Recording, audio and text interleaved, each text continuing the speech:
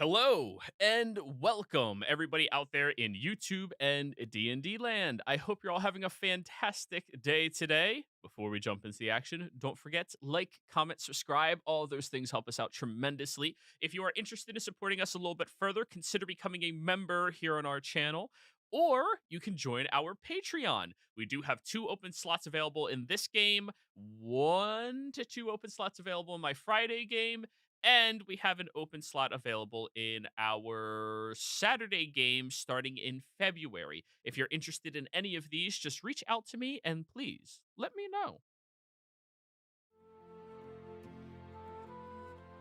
Welcome to our first streamed session of this campaign.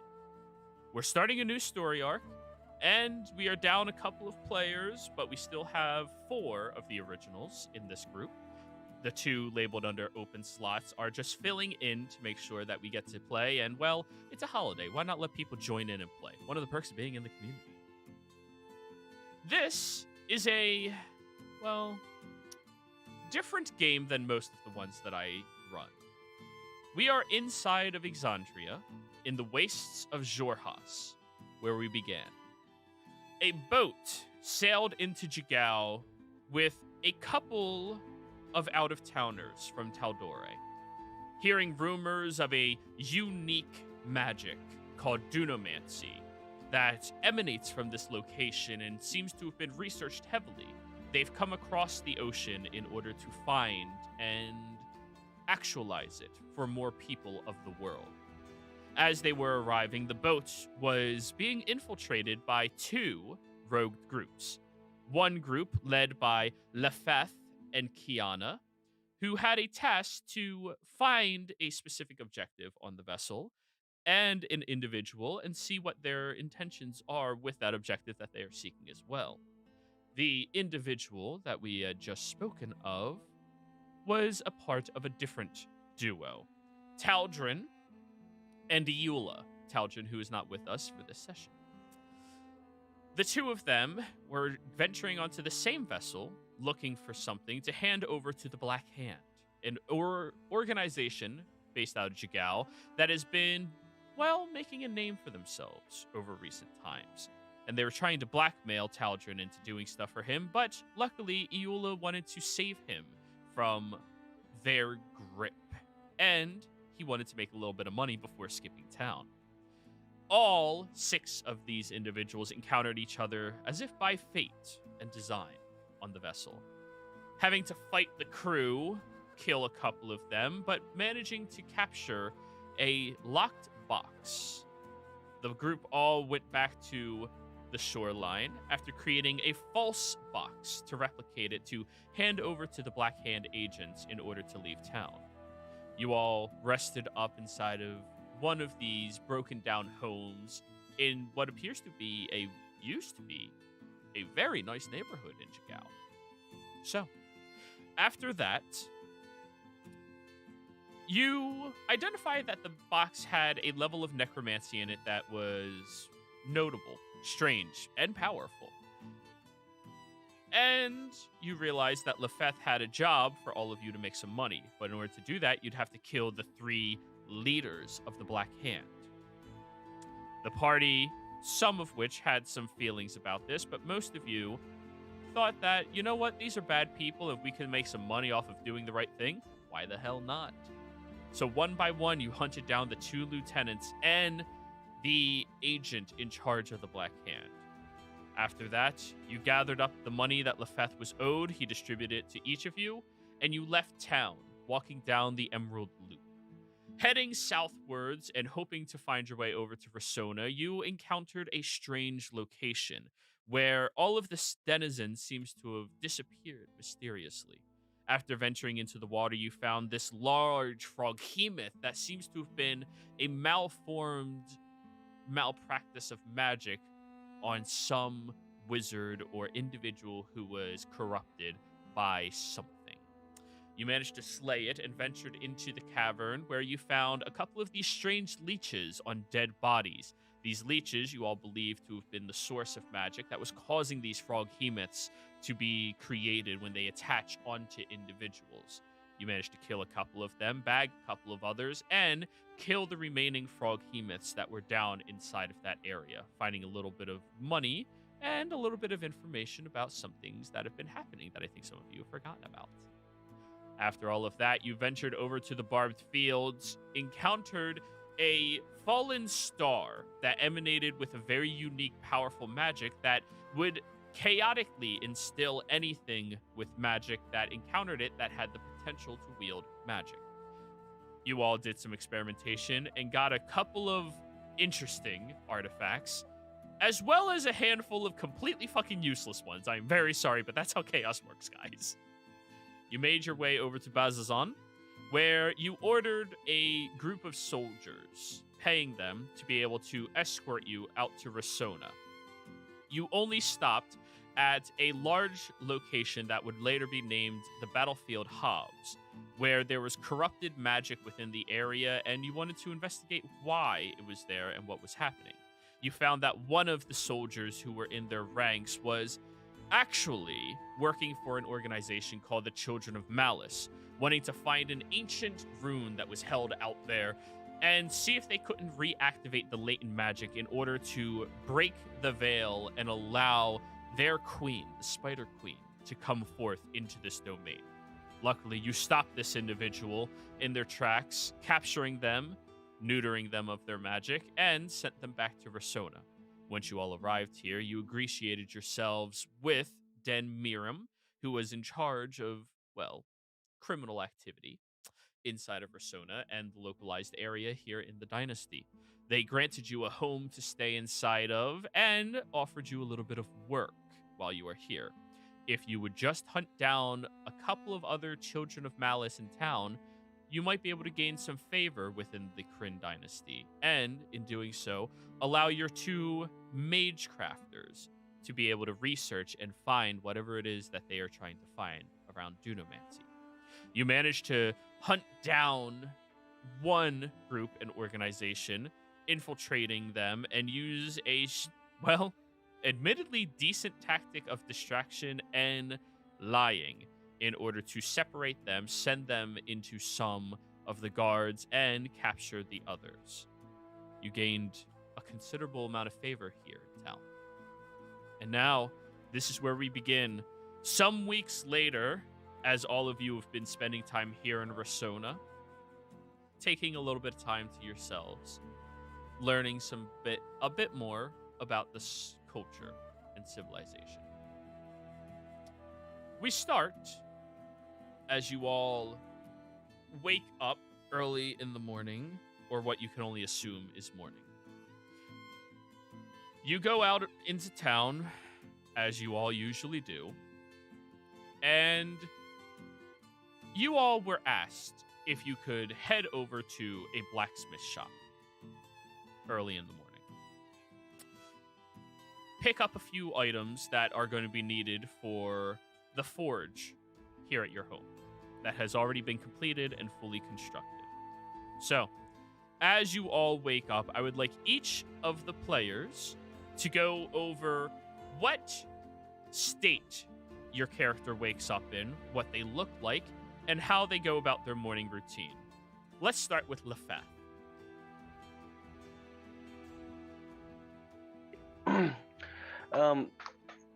Lefeth is a lizard folk assassin rogue. He prides himself in his appearance. As you can tell in the picture Joey just blew up, he is well dressed. He likes to keep himself quite professional. His morning routine would be to continue his work on his secret and make sure he's cleaned, clothing pressed and ready for the day, and eat breakfast. Alrighty. So, you get yourself a bit more properly well kept, and then eat your breakfast. Kiana, you having probably The best inner clock within this group would probably be awake similar timing to Lefeth. Describe how you wake up, how you present yourself, and what you look. Indeed. Kiana would be a bit earlier, just for her morning exercise. She's a half elf, roughly around her mid-20s currently, with messy black hair, with an especially atrocious bed hair. She's someone that has not much sense or care enough for fashion, just slapping on clothes that are convenient, which is usually just men's travel clothes, and with any scraps of leather protectors that she can find, completely ignoring using functional armor in what is usually the case for most. She has this a bit lazy gait when normally when in her normal situation, unlike during her exercises or when in a proper occasion, especially when the party met up with the Aurora Watch Guards. She has a bit different poise compared to right now, where she's just like a lazy slob most of the times. Alrighty. And what do you do after you wake up and walk downstairs? Or upstairs, Yeah. you're sleeping downstairs. Yeah. She probably just clean up after the exercise and make her way towards breakfast as slowly as possible. Alrighty. Now, next up would be the individual who probably has next to no internal clock whatsoever, as it's not really needed for you. You do what you want when you please. Eula, would you please describe what you look like as I set up your new token that I forgot to do? I apologize.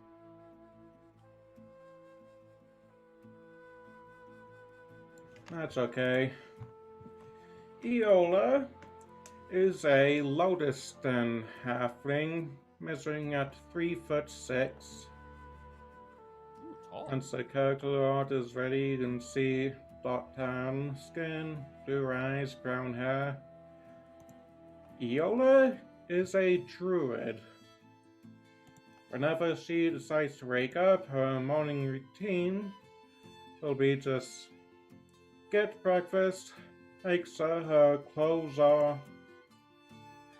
Well, her clothes are okay, because that's kind of important. And then, for now, she's just... should I describe Tal'Dorei or wait for next week when he's here? We'll allow him to do it himself, but thank you. Alright. Well, So, pretty much she's gone Mama Bear mode on him, so...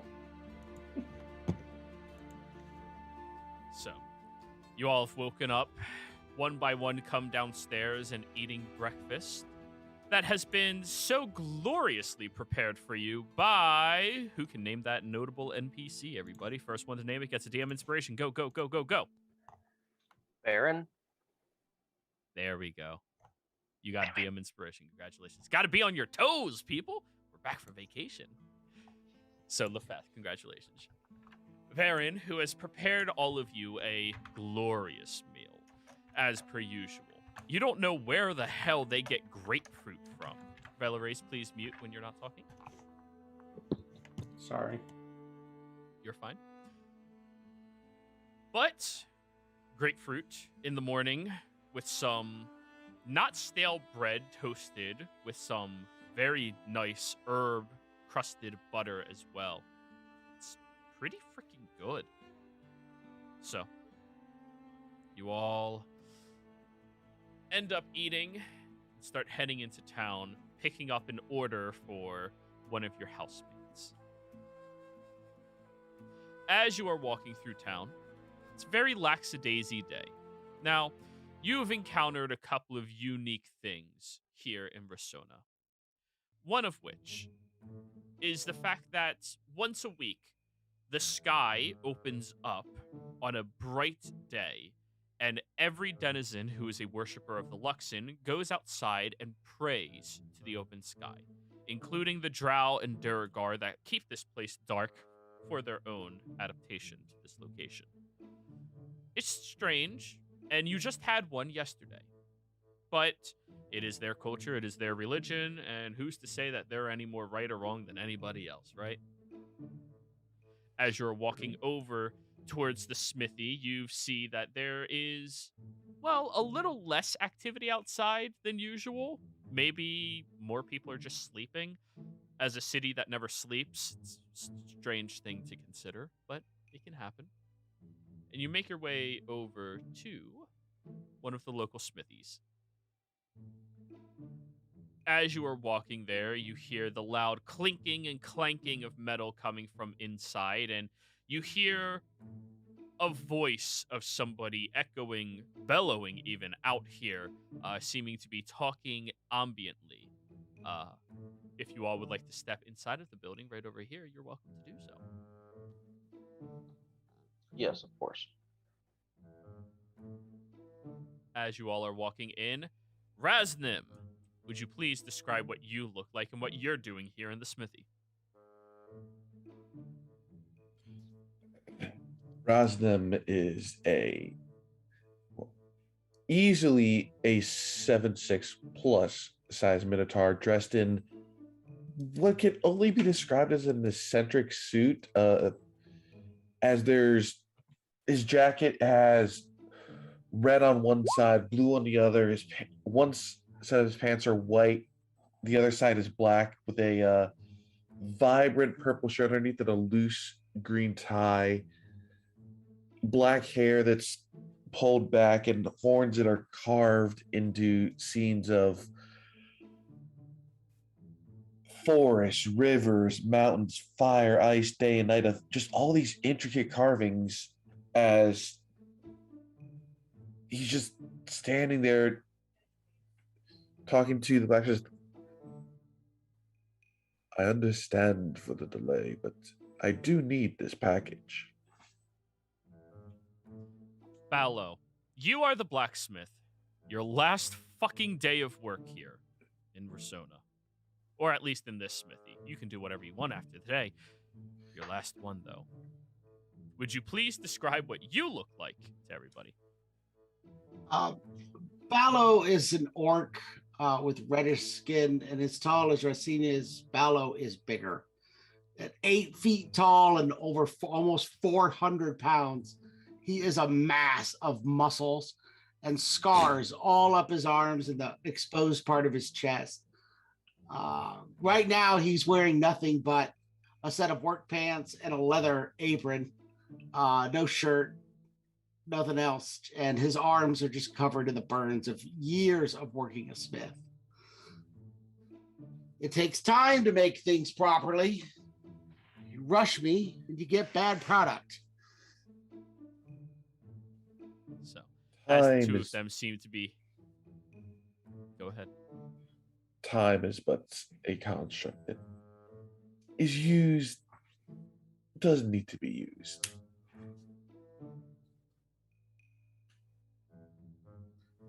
I'm not even As sure I two know of what that you- means. But you'll As get the your two product of when you- it's done.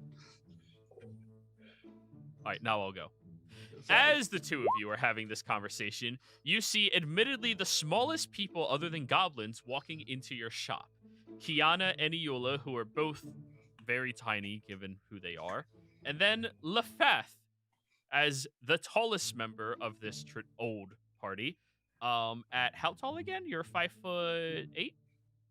Hold on. 6'2". Oh, 6'2". So you're only like a foot and a half shorter than the next tallest person. Gotcha. Yeah, yeah. And I You- rolled for that. The three of them. The three of them walk inside. Everybody's together. Yeah, a Minotaur is little about Triciola's height. Oh, caught you all at a bad time, I assume. No, Uh, but greetings and salutations. Kiana just slightly waves like, yeah, hello. We're here to pick up. And she looks at Lafa. What are we picking up again? A Fergie, a Fudge?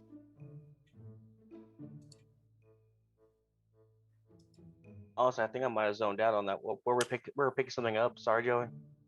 You're picking up an order. That's what you were told for the Miram estate. Oh, or okay. the sublet Miram estate. We're here on an errand for the Miram estate.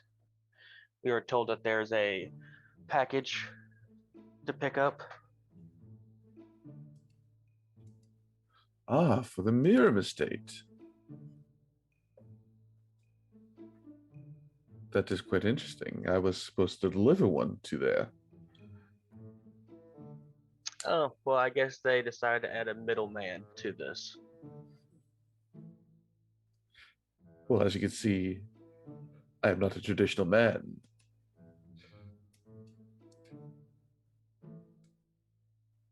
So, what does that mean? Whatever you want.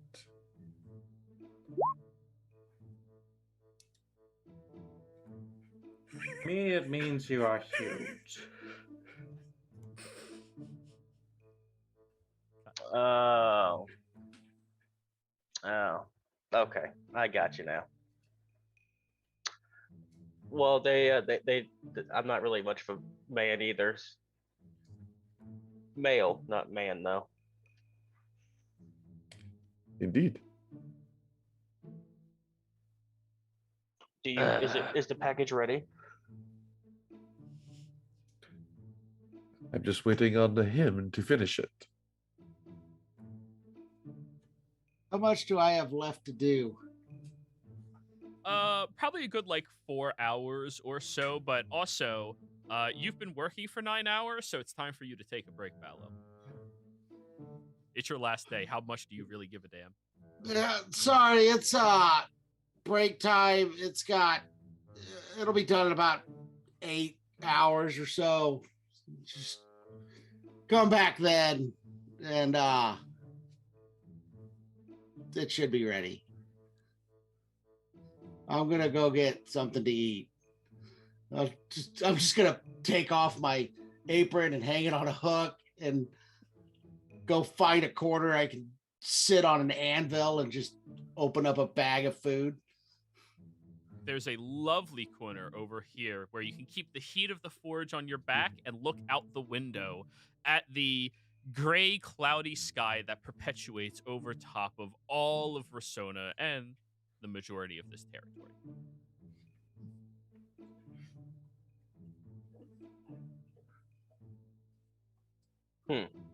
I was under the impression that this was already ready. Are you running behind? I'm never running behind. I finish everything exactly when I'm supposed to finish it. They set you early.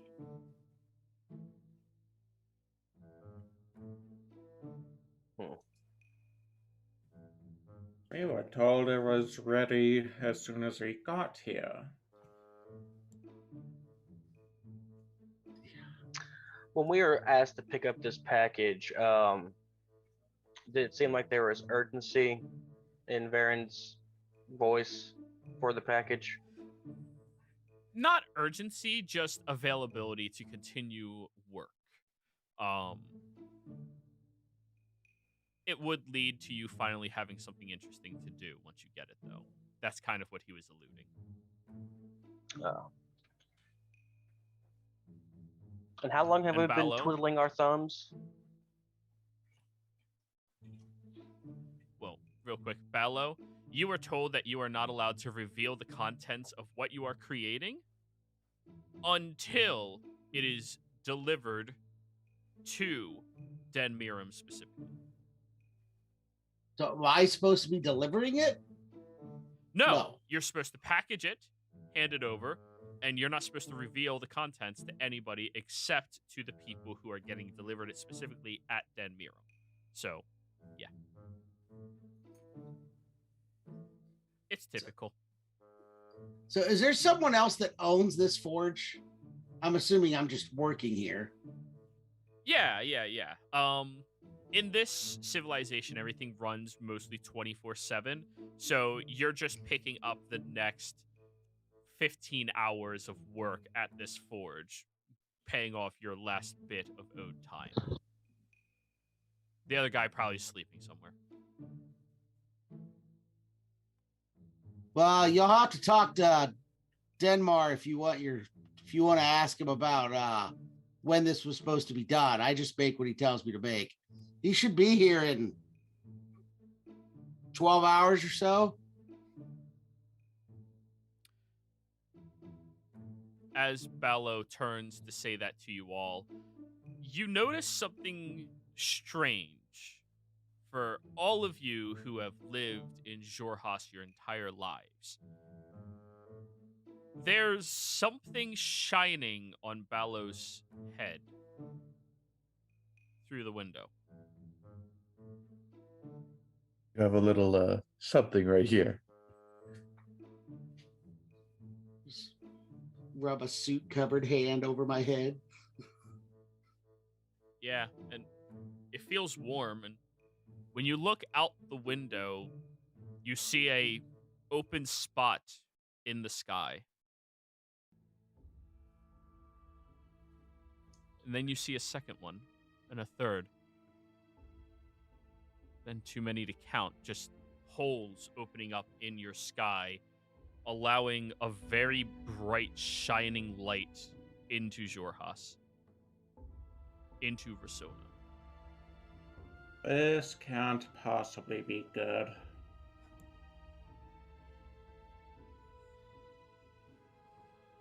Unusual, that is, but surprising as well.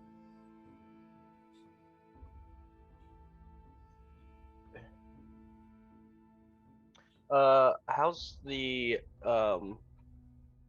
is there any reaction on the street from the sun shining through for the first time in a long time? You look out the window and you see quite a few people are looking confused, and many of the Drow and Durgar and other denizens who have lived here their entire lives are kind of shielding themselves from daylight, not used to the brightness of it, almost causing a blindness to them.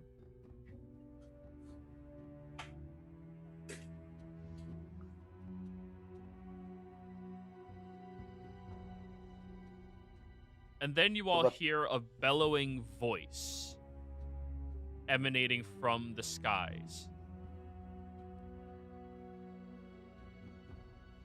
All Gordrana's citizens, go indoors immediately. Your queen demands it. And you see panic erupt in the streets. People starting to run everywhere, crazed, trying to get to different locations, stampeding over top of one another. And chaos breaks out here in Gordranas. Well, I'm definitely going outside then. Ain't having some spider queen tell me what to do. You all watch Lefath stepping out. Oh, sorry. Yeah, Lefath, you wouldn't recognize it. Ballo and Kiana, however, that was the Bright Queen. She's the only one who has the power to address the entire city at once. Well, Now, you're seems supposed like to stay indoors. yeah, seems like that's the actual queen. Fortunately, I'm not actually a citizen of this city. That's true too. Unfortunately, I'm small and people would probably run over me. Yeah, we might as well just try to hold up here and see what comes after this. There's no telling what else could come from the sky right now, unless you just want to check it out and climb a roof or something.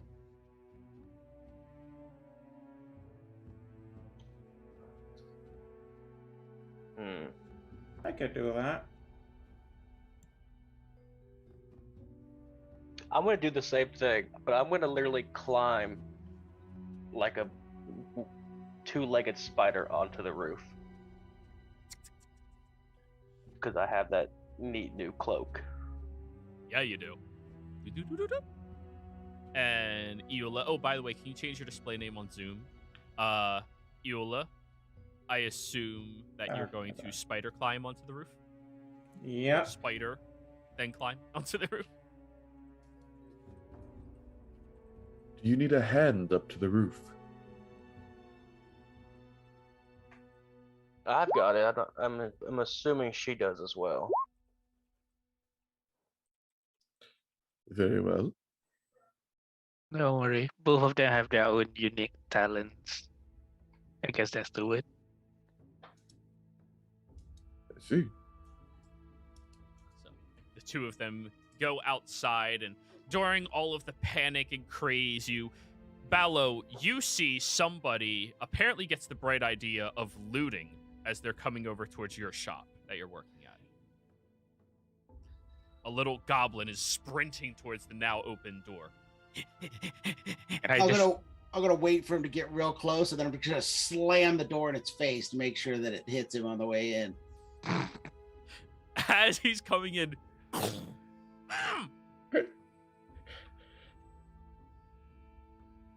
Then I'm gonna open the Give me door a and I'm gonna strength pick him up. Strength check? yeah, straight strength check. Unless you're proficient in improvised weapons. Actually, I am. I have tavern quality. Oh, so +3, 16. Yeah, you hit the goblin. So roll damage. Improvised weapon door. Oh, whoops. It's fine. Yeah. 9 bludgeoning damage. You open the door and he's lying on the ground unconscious. Yeah. I'm just gonna pick him up and I'm just gonna toss him off to the side so he's not blocking the entrance in case later customers come. And then I'm gonna shut the door and I'm gonna bar it. All right. You pick up some heftier iron crates and put them in front of the door. Being in a blacksmith shop, it is the best shop to fortify in an entire city. Now, the two of you are outside, and you hear him barring the door down below. It's not an issue for you, Eula, whatsoever. Lefath, probably not an issue for you. And you both look over the city. I need a perception check from both of you.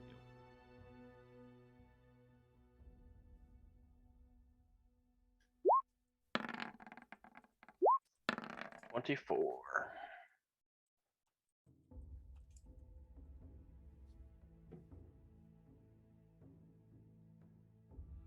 Yes, Kiana. 24, 26. Both of you look over the city, and you're right up against a large tower that both of you can climb up to get an even higher vantage point. And looking over the horizon, you see these openings everywhere across the city. Usually when the daylight prayers show up,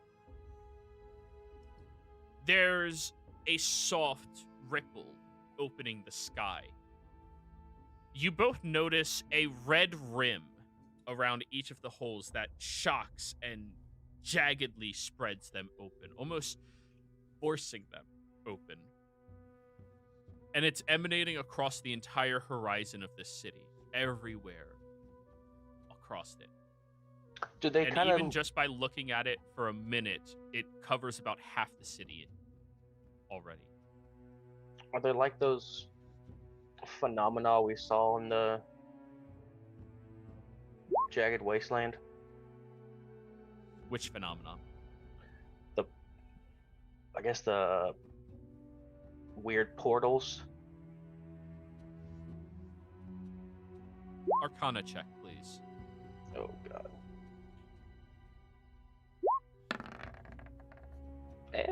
Not as bad as I thought. 16. Not bad at all. No. It's not like the portals. It seems to be something different, though. And it is arcane. You just don't understand enough of the arcane practices to really know what it is. You just recognize this as something arcane is influencing the sky to open. Now, as you are looking out, you see many of the Aurora Watch are running out to try to help people into their homes as well, but you also notice the vast majority of them are Drow and Duragar, and they're struggling really bad in this bright light.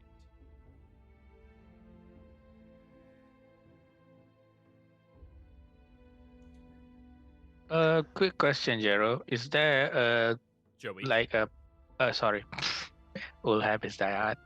I know. Sorry. I know. Yeah. Does it have that weird tank of sulfur like during the meteor time during our travels? No, the meteor spread it instantaneously because it was a physical object pushing through. Yeah. This seems No, to be I meant- jagged open. Yeah, I meant like this weird smell, like a sulfur smell. Because during the meteor before that, there's this smell. Yeah, I'm wondering if it's the same. Roll me a survival check. If only we had a Luxodon.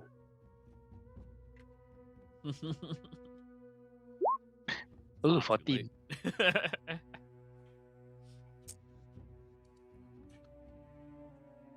There is a unique fragrance that you can pick up now that you're focusing on it.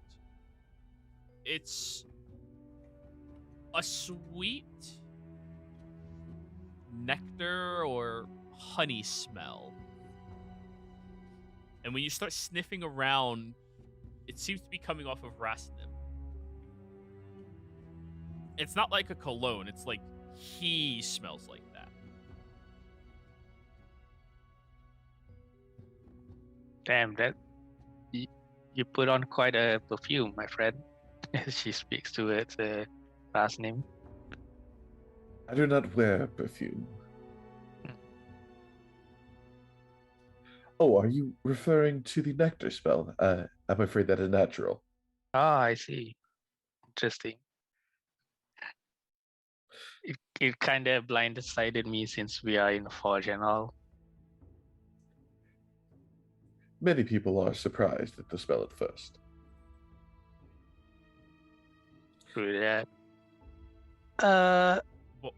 What should we focus on right now? Do we still barricade, or do you guys see Right now, anything you else? see Ballo is donning his armor.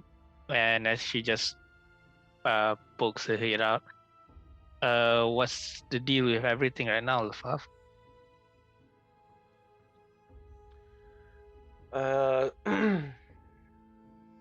The light sensitive citizens are struggling out here. Other than that, the sky is just opening. It's weird. What's the city guard doing right now, Joey? The Aurora Watch. They are trying to help the people, but they're the ones struggling. The vast majority of Aurora Watch are Drow and Durgar.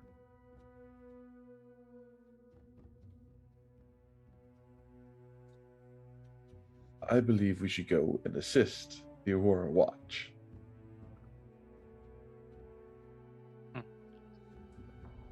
You could. I assume everyone else thinks so. Well, there's no reason to not at least try to help. Particularly since they seem to be struggling more than a pixie who's falling into a large jug of ale. Where did that come from? What's Pixie?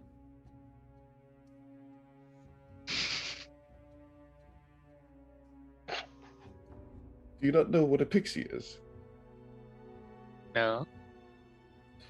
It's a very tiny creature of the wilds. Very magically inclined. Maybe I should travel more. Mayhaps. Well, I guess we could just go out and help some. Are you done donning armor? If I'm done, and yeah, if they want to go help, I'll go help with everybody else. Alrighty. As you're about to exit the building, Kiana, you receive a message in your head from Varen. Wherever you and your group is, we need you to stay put and safe until things die down a little bit. We may need you to help us. Many of us are at a huge disadvantage out here. What is happening on your side of town? I assume this is something I can reply in my head. Anya Yes. should be explaining it before. Okay.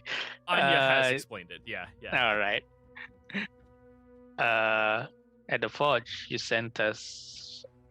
We still not moved yet.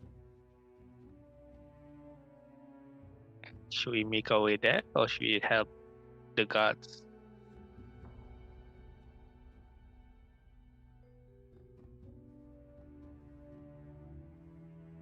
Yeah, and she just replies it with that question back in her head, and some parts of it is spoken out loud.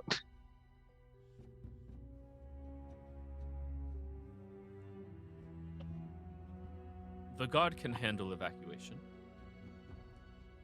I need you to handle anarchy. Sorry, I didn't hear the last part clearly. Anarchy. Oh. I think we could probably do that.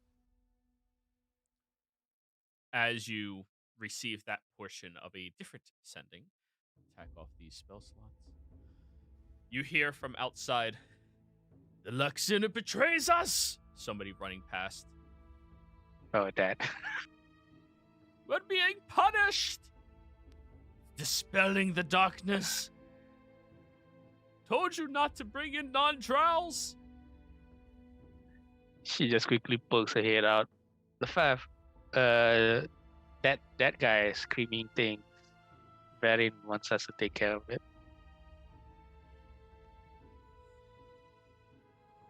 Okay. I'll jump down and I'm assuming it's a drow or a goblin. It is a drow. I'm just gonna grab him by the shirt and tell him to knock it off. You grab him by the shirt and shove him around a little bit. No, the Luxin is punishing us. We should never have brought in others like you.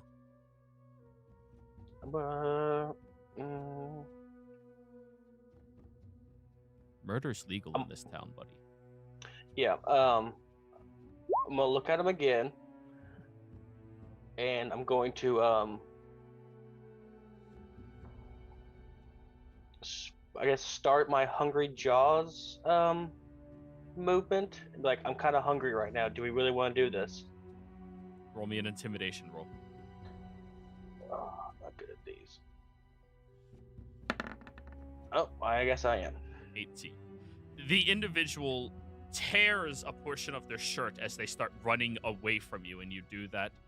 The Luxin, it betrays! It betrays! It betrays!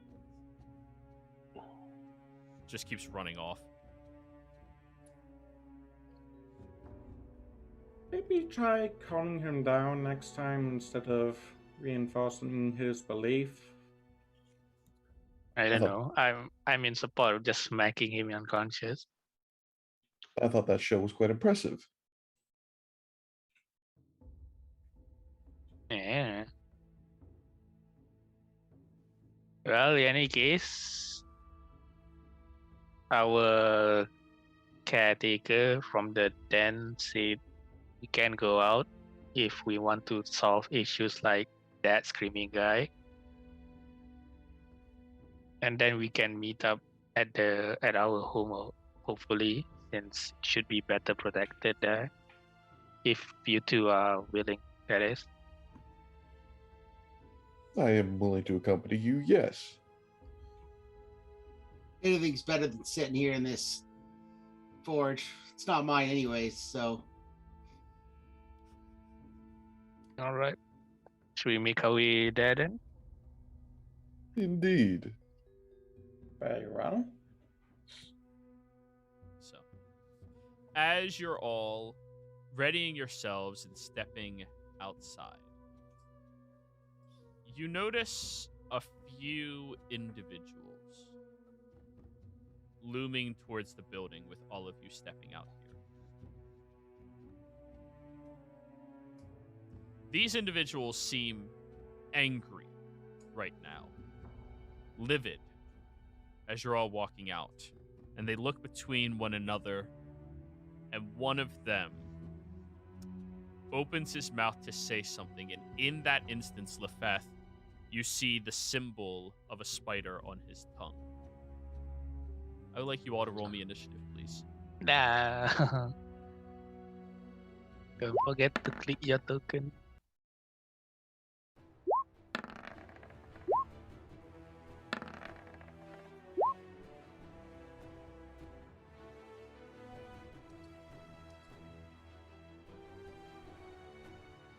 One, two, three, 4, 5, 6.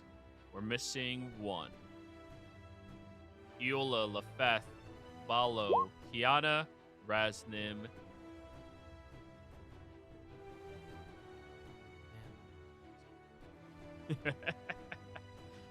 Is that wait? 1, 2, 3, 4, 5, 6. 1, 2, 3, 4, 5, 6. Okay, that is the Yeah, number. no All tell.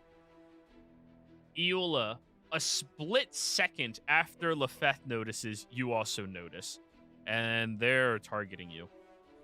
What would you like to do?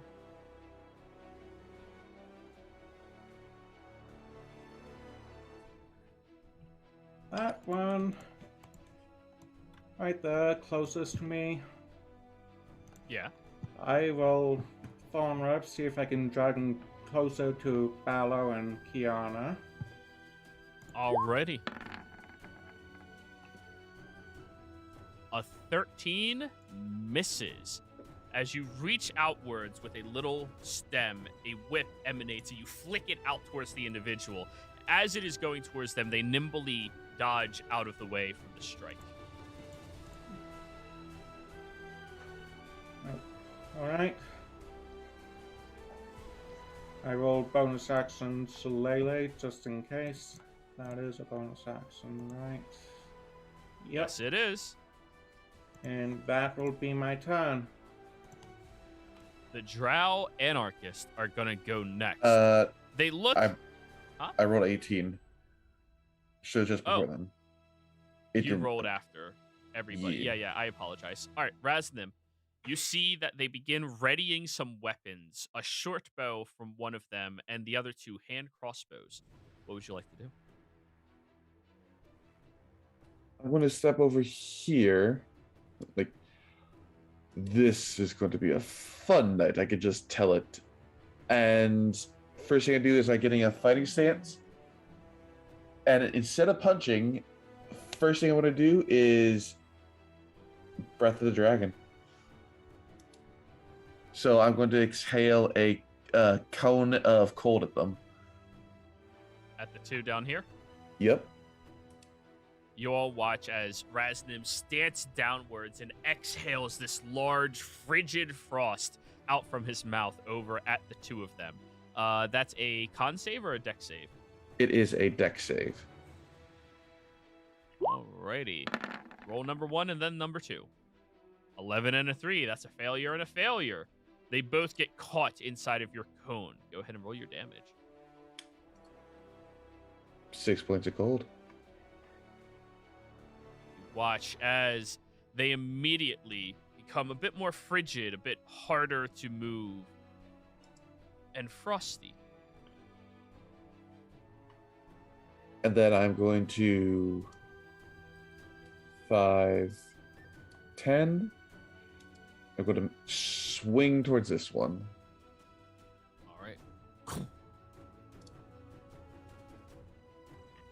That's your bonus action spot. Nope, this is my extra attack. Wait, that only replaces 1 attack? The breath, yes. Take the attack action. You can replace 1 of the attacks. Oh, damn. 22 hits. And let's make this acid damage. for 6 acid damage. You all watch as the individual twirls over towards them, sticking low to the ground, even lower than all of them, deceptively nimble as he swings his fist, and there's a spray of acid that shoots and grazes the cheek of the individual, causing them to recoil. They're looking very bloodied. And then bonus done. action patient defense. Alrighty. The token whose name I fucked up, this individual is going to swing his short sword at you at disadvantage. 13 misses. He takes the sword, twists it around, and strikes over towards you, where you very gracefully bend out of the way from the attack itself. The other two are going to move forward. This one, sitting this far away, is going to lock their crossbow in position and shoot over towards you, Kiana.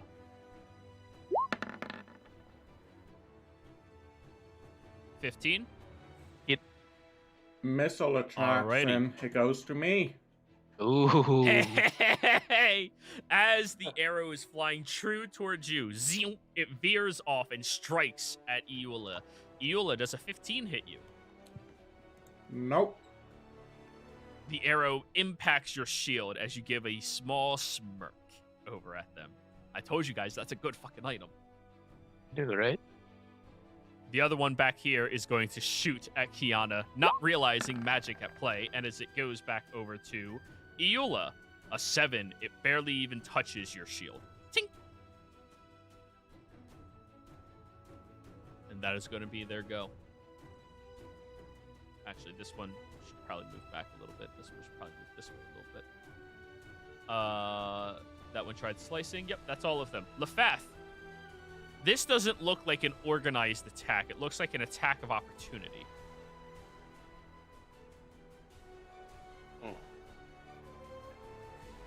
Okay.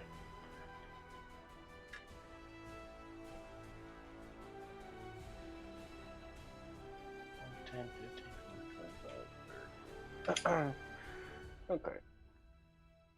Well, I'm going to go here and attack this one.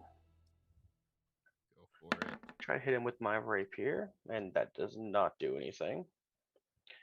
Okay. 9 and will miss. Yeah. As I do want to do some damage, I'm going to use my bonus action, Hungry Jaws. Nom nom. For 11. Another miss as well. You get your jaw and wrap it over the individual's torso, but they seem to have a chain shirt stopping you from chewing through. You know, you never sharpened your teeth. No. All done? Yes. All right. Ballo, your turn. Okay.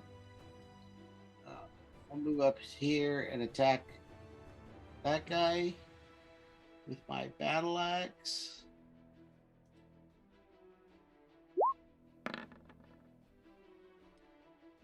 $13 misses. You swing over towards him, and these individuals are slightly nimble.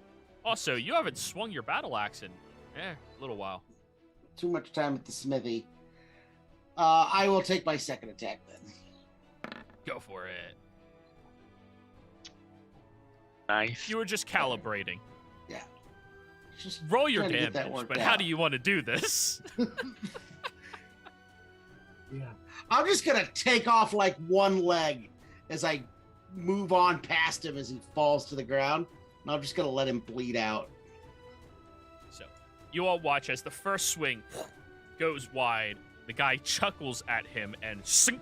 The guy trips onto the ground, his leg flying off down the alley as Ballo just walks past the individual whose blood is squirting through the open wound of his open leg. And then that is my turn.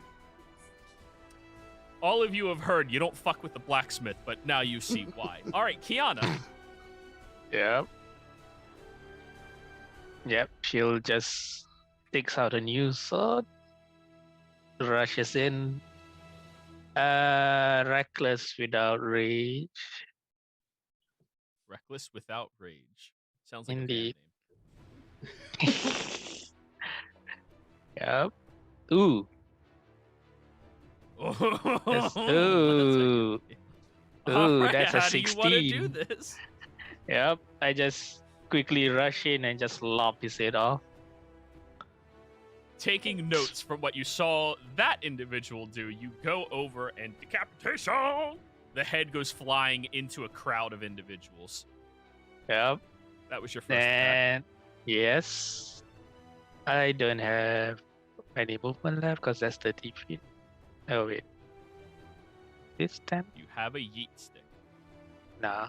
I have unarmored movement 40 feet. Oh, yeah. Yeah, so that's the other 10 feet. Perfect. Second attack. Stab. What the hell? Jesus Christ! Alright. I get it. You're upset for 17. not hitting them. I You know, wanna do right? this? Wow, this one is just a quick lunge and into his heart. So, Ballo, as you are dramatically walking over to the person, swinging your weapon more, trying to get the groove of the strike, you see Kiana decapitate one guy, immediately beeline towards you, and you hear under her voice, mine, and swing as the individual dies, falling before you even got to attack him. Yana turned to Vegeta then. Guess the new sword works out. Most impressive. Was quite the show. Yep. It's funny how we were talking about these guys and they just coming and knocking on our doorstep. You know what they say. If you talk about them, they shall arrive. Well, let's look for things. Anything, any clues or whatever on them before we make our way back. Because I assume these people will still be all over the town trying to scream out how they are justice or something. A lot of bullshit going on. Oh. So you like to conduct an investigation then, Kiana? I will assist someone for it. The last time she investigated someone, she just found their old shirt and something stupid. So I think you That's fair. stared at a wall with your one. You kept looking for something about that wall, though. Like, damn. So who are you assisting? Who is going to take the initiative and be assisted by Kiana? I mean, Lafave is the next most trusted person in the party. So. Yeah, the rogue Sure. is. Weirdly, Yeah, I will. sure. Yes, I will investigate. All right, you have assistance. Yes. Be your job partner. 21. 21. Searching these individuals, you see that the one anarchist, this one down here, he had a note with all of your descriptions, your party on it. And what might be initials at the bottom of the page, KOS. To everybody else, this is just initials at the bottom of the page. To you, Lafeth, this means kill on sight. Apparently, you made a little bit of a name for yourselves. Does it have Ballo's and Razanim's name on it as well? No, it does not. Just all of yours. Okay. And it's mostly your descriptions on it. Aside from that, they had some general little bits of coin on them. Each of them had 3 silver and 8 copper. So a total of 9 silver and 24 copper.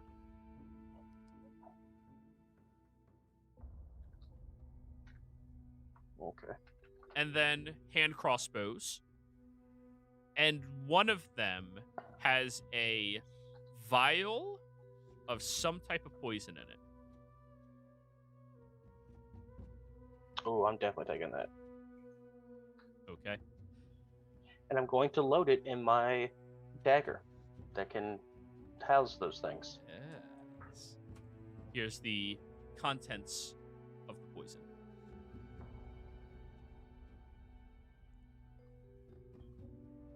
Yeah. But yeah.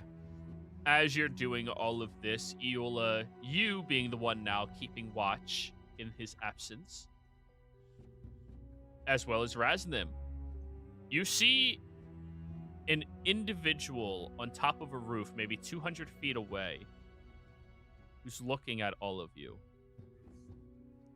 And then you hear a bellowing voice from somebody hidden within the crowds. You see, the Luxon forsakes us for welcoming in traitors. Kill the traitors so the Luxon returns. And you see some of the panicked individuals seem to be questioning this, and others seem to be nodding along. I'm going to step forward.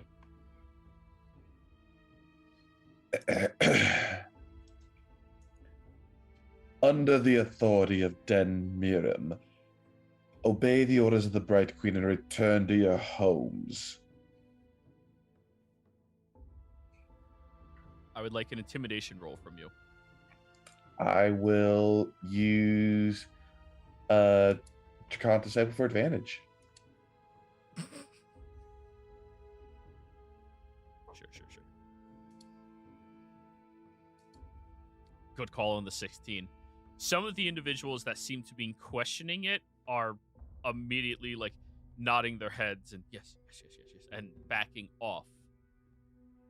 While some of the ones that looked more angered are still focused.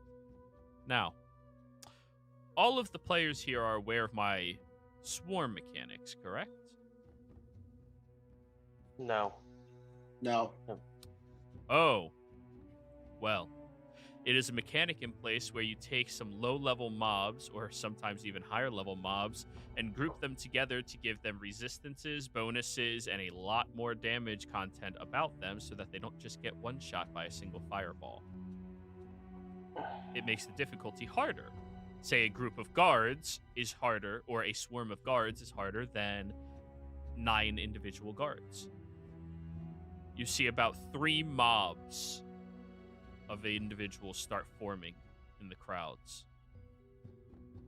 One of the mobs is looking away from all of you at other individuals in the streets, while the other 2 seem to be looking at your group.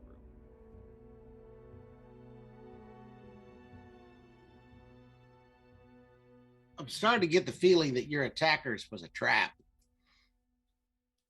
Well, no surprise.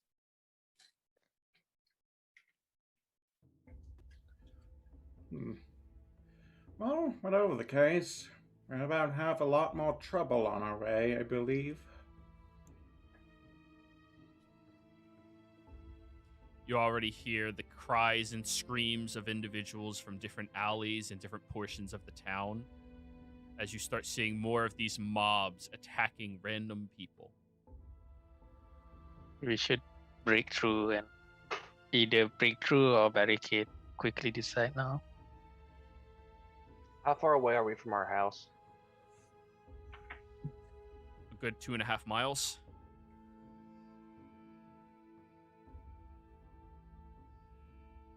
That's quite a distance when we're having angry mobs after us.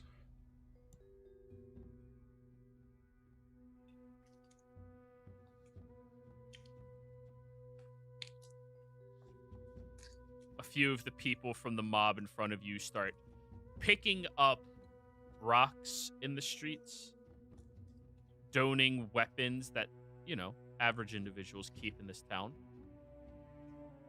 and start stepping forward. Yeah, let's get the hell out of here. You all running? Or barricading? Chop, chop. I don't know where your guys' house is, so if we're running, we need to go now. But Joey, how close are all these houses and buildings from each other? It's a city. They're pretty damn close to one another. Like if I got on the roofs of these to get a better vantage point of oncoming mobs and still be able to run and jump in between alleys? It'll be a survival check to be able to do it. But it's definitely possible in a city.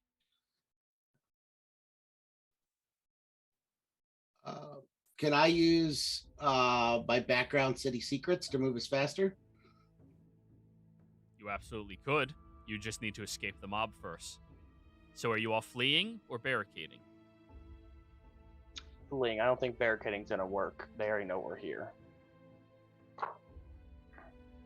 No, we're here, yes, but if we barricade, they only have 2 or 3 entrances. Given the composition of the crowd, I don't think they're gonna be willing to burn down the blacksmith and make things even brighter. I believe they would be willing to burn anything down. Angry mobs are angry mobs. Fair enough. Ballo, you are aware that blacksmiths, sorry for interrupting. Ballo, you are aware that blacksmith shops are designed to not be burnt down. The blacksmith shop could probably hold up. They're generally made of stone, not wood. There's too much fire on premise. So we can, if we're going to be able to barricade, this is probably a better place than your house. But I don't know if there's going to be any mobs near the house.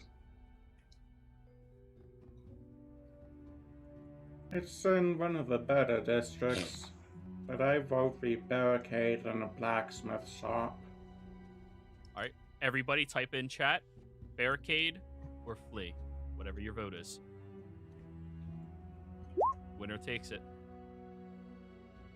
1 for barricade. 1 for flee. 2 for barricade. 3 for barricade. That has it. Yep. Lefeth, as you are looking at your best opportunity of escape and survival, everybody else seems to move back inside of the blacksmith shop.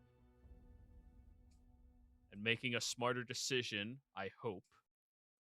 Sticking together is still better than being on your own.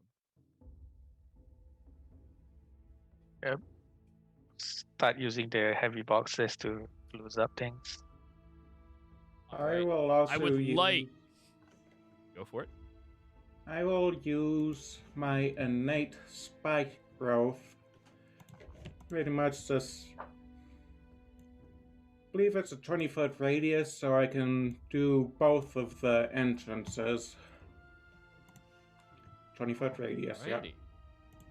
Yep, so you can hit both of these points. This window over here and the door. This is a window.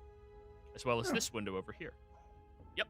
So you cover both of them in the spike growth, which causes the mob to hesitate as they're now charging against your building. But luckily, the door slams. A large barring is placed down over top of it, made out of a thick,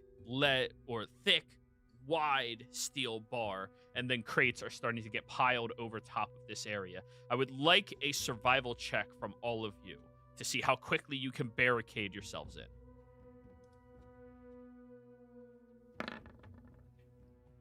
19, 22, 13, 5, 15. A lot of those boxes are bigger than I am. True A that. lot bigger than you. So as everybody else is burying yourselves in, you see Eula standing on one box, holding a hammer and a sword in one hand, looking at the 2 windows ready. How tall is the What? ceiling in here? About 10 feet.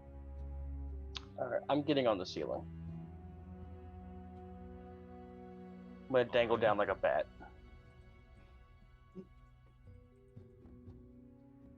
So you manage to successfully barricade yourselves in very quickly, and you hear the shattering of the windows of this building and pushing against some of your heavier items and objects that, well, are too heavy for the average individuals to ever move. As you all are now locked in here. And over the course of the next 30 or 40 minutes, they continue trying to break in before the crowd disperses. And you have nothing to know what's going on outside other than the sounds of chaos in the streets. I think this is a good place for us to go on break for you all to decide what you're doing next. We'll be right back, everybody.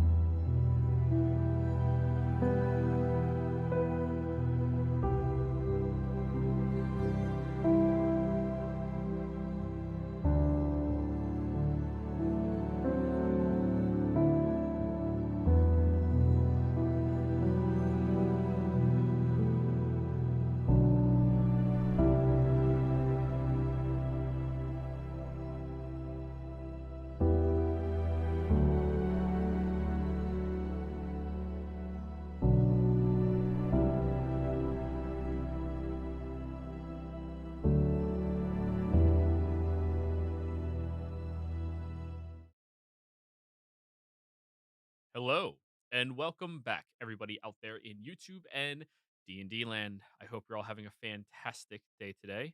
Before we jump into the action, don't forget to like, comment, subscribe. All of those things help us out tremendously. If you're interested in supporting us a little bit further, consider becoming a member here on our channel or joining our Patreon. Link down in the description below. We also have open slots available in games like this one, our Friday game, and our Saturday game starting in February. So be sure to reach out to me if you're interested in any of those and let me know.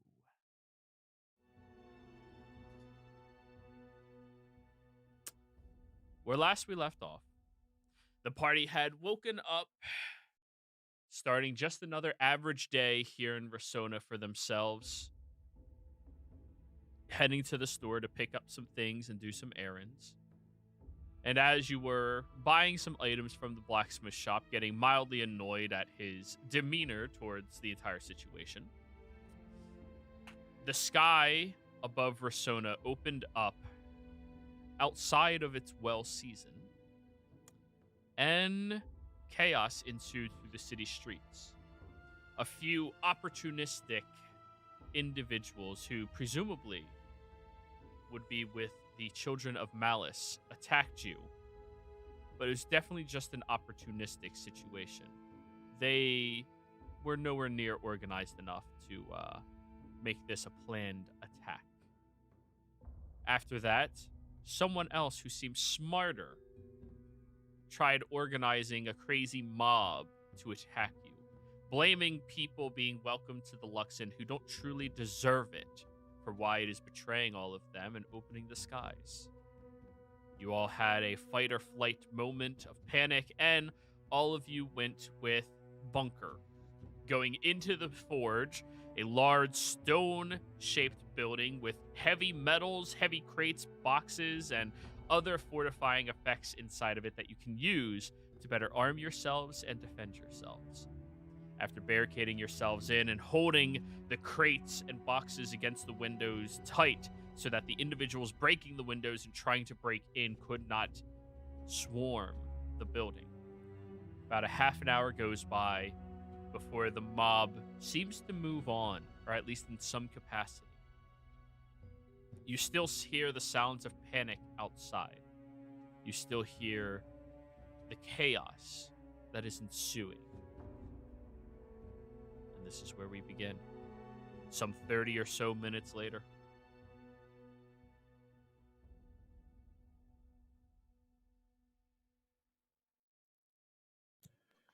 So, do we want to try leaving, getting back to our home while the coast seems to be clear?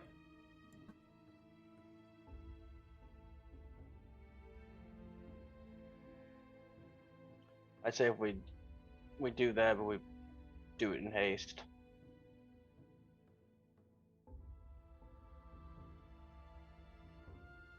Yeah, assuming if the outside quiet enough, we just have to move really fast to get there.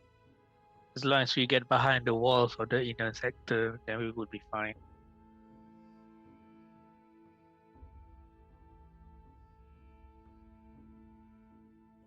Well, if you could tell me where we're going, I know cities well. I can get us there quickly. The inner area of Rosona, basically. Okay. You know, where all the nobles live.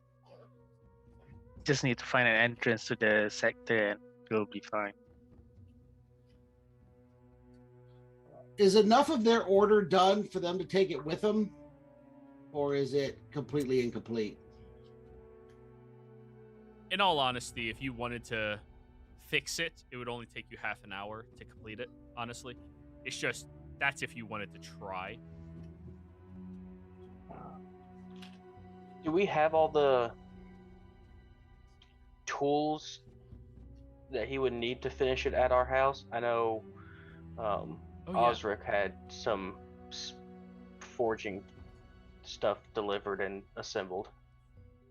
You have a much better forge than this on your estate. Okay. Um, Follow. We have the tools at our estate that you could use to finish off this package, this project. Okay, then let's do it there. I'll pack up everything all the parts.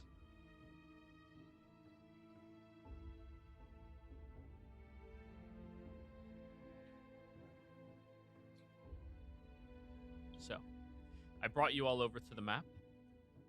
This is where all of you currently are. Here. You'll have to find a way to go through the city, into the Lucid Bastion, and then get to your home. Or into the firmaments, and then into your home.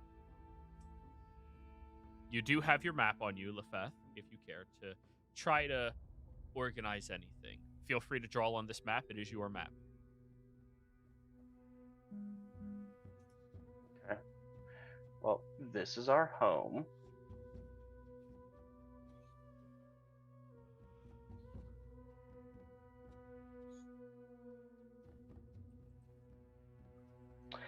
With mobs and everything, would we assume that the inner walls would be sealed? The gates? You don't know how the city reacts in times like this, but you know that they are incredibly careful at protecting the firmaments over everything else.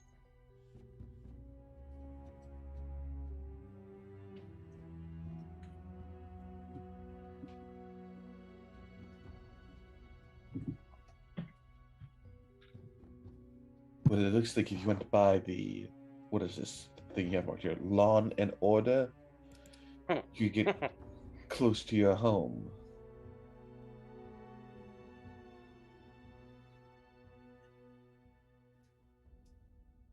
True. Where was Hobbs is usually stationed here, correct?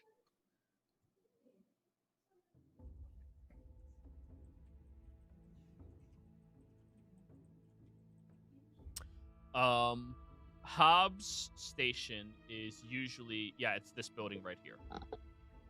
Okay. If you would like to set up a marker for that, feel free. Since there's a worry that the gates will open, is there anything reflective? Like, I know back then there's a makeshift mirrors using polished copper piece or something. A makeshift mirror using polished copper. Yeah, back then they just shine a piece of copper using a mirror. So is there anything that can be used here as reflective or even like a mirror or something?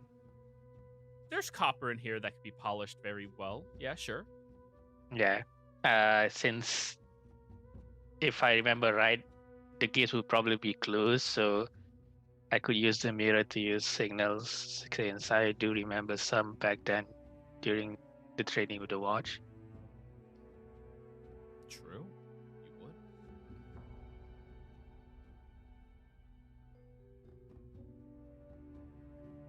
So yeah, I'll while they're planning, I'll get my ass into making it as shiny as I can so it reflects. All right. Well, if we're going for this gate, we can either have to go through a lot of big street or cut through between the buildings here and then here to minimize our exposure.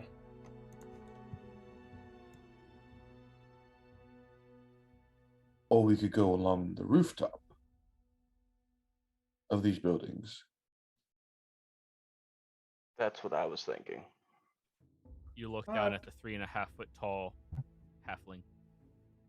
The better question here, what kind of armor is Baylor wearing? Chain. It's okay. That's some weighty shit there. Baylor's weighty. The odds of a roof holding him probably aren't real high. Yeah, that's what I'm worried about. Eola, We have two chunky boys. were you close to saying something, Eola? I saw you unmute and then mute.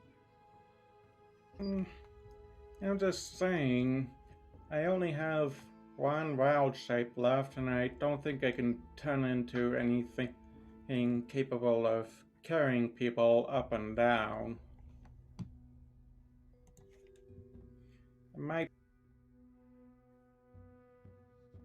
We might not be able to use the rooftops, at least not all of us. If, Well, we need- could go ahead. if needed, I can carry you two, point to the smaller two.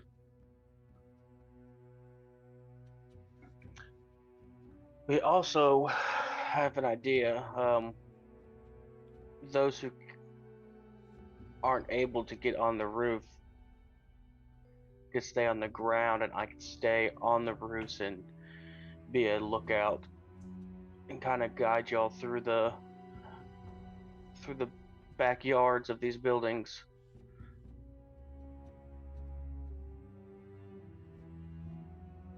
I get the feeling you just want to get the most use out of that spider climb. Yes, as I'm hanging upside down talking to you from the ceiling. If you're trying to avoid crowds as much as possible, that's probably the best bet. We can all head through the places in between the houses, and the lizard hanging from the ceiling can stick up to the top and tell us what pockets to avoid. Yeah, that's true.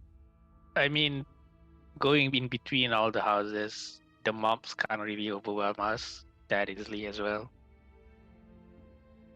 Joey, the tunnels.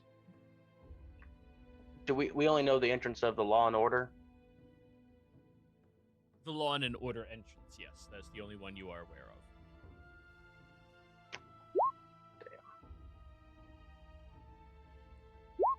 Classified, yeah. Yeah, Not too yet. bad somebody wouldn't tell us the tunnel stuff. Damn Hobbs. Under orders, man.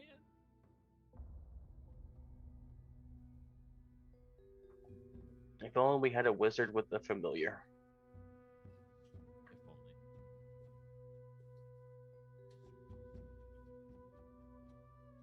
I mean, So, I could probably summon a familiar too.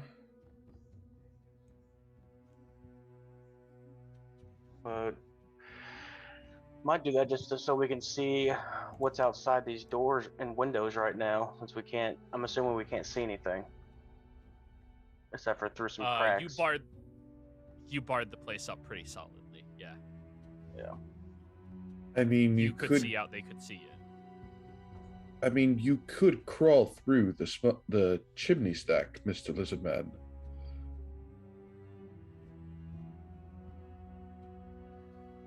That's going to be pretty hot. It hasn't been that long since I was running the forge. Don't worry about it being dirty.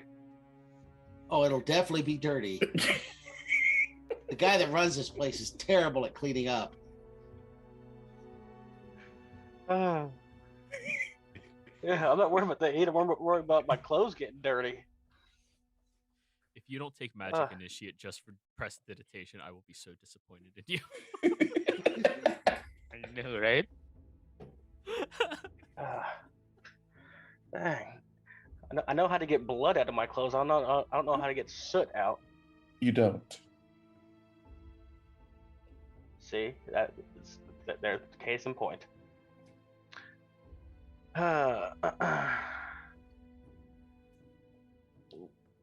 Well, Eola, if you want to conjure your familiar outside so we can see what's going on out there, it'd probably be a good idea. All right. Use Wild Companion feature to summon an owl outside. Ooh. Roll that in chat, please.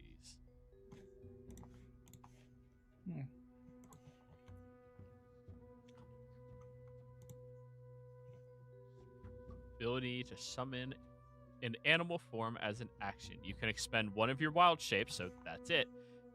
When you cast in this way, the familiar is a fae instead of a beast, and the familiar disappears after a number of hours equal to half your druid level. So after 2.5 hours. Pretty much. So, what fae form does it show up as?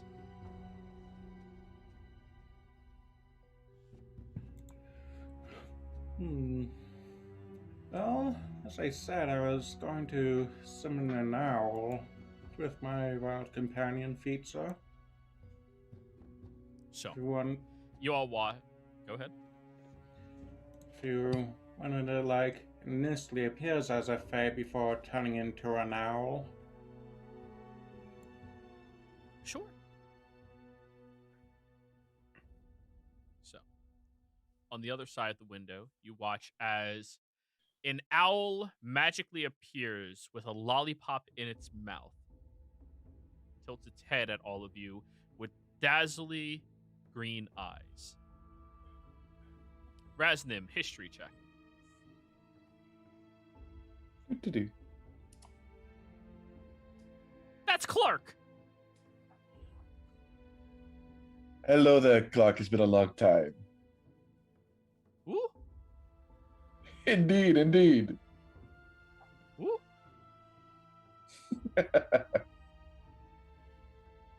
He's a hoot. I think this might have been a bad time, but this is also very likely our lives on the line. Yeah, don't worry, Clark has got this. Isn't that right, Clark? Ooh. It looks at you, Eula, for its command. Okay. Right now, I just need you to be our eyes in the sky. Let us know if there are any large mobs heading our way. Sure. And it flies up into the sky. Perches up on top of the tower. Have it roll a perception check at advantage. Do you already have an owl character sheet available?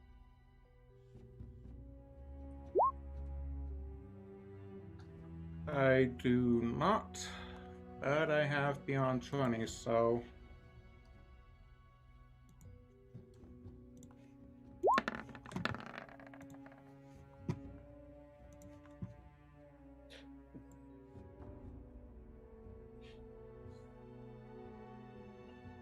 And now you have an owl character sheet. 13. It looks outside, and it can tell that there's still a lingering presence of one mob nearby that's getting done murdering a couple of people in the street. They seem to be right next to the building, outside the front door. So, let me bring you over here.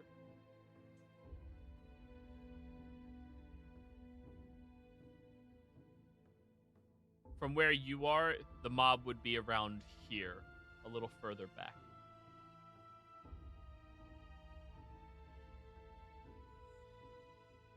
Okay. Yeah, around here-ish. Not really watching the building, just actively in proximity of it, as like a mild concern. Aside from that, it flies a little higher in the sky, and thanks to the broad daylight, it can see perfectly fine. The gates to the firmament are shut, locked. And there's a large number of Aurora Watch up there, and on the ground, keeping people at bay. There doesn't appear to be nearly as many out on the streets alive as were just 30 or so minutes ago, but there's definitely a good few hundred people out here. They all seem to be a little bit driven by anarchy, motivated to bask in whatever the fuck is happening right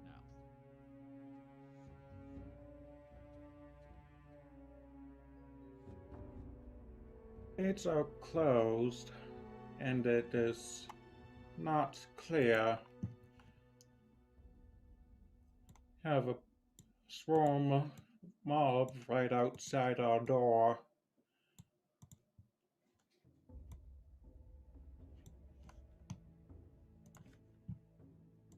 Are the gates being overran? No, they are not. A lot of Aurora watch there. Perfect.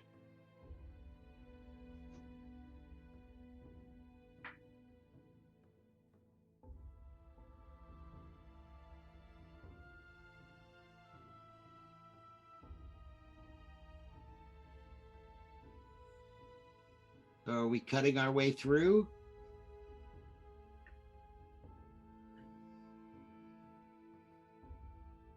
Yeah, I say we do.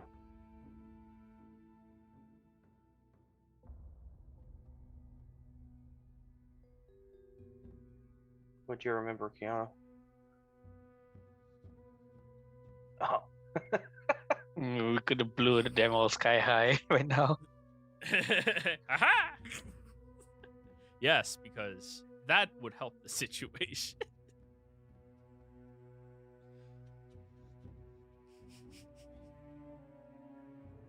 So, everybody,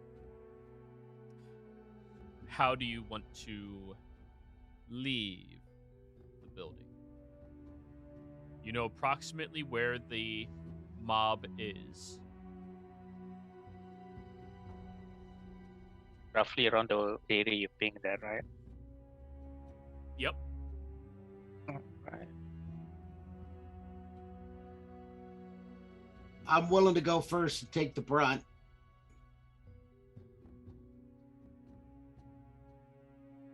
You'd probably scare quite a few of them off by conjuring a pair of brown bears. Well, we probably shouldn't just kill them all.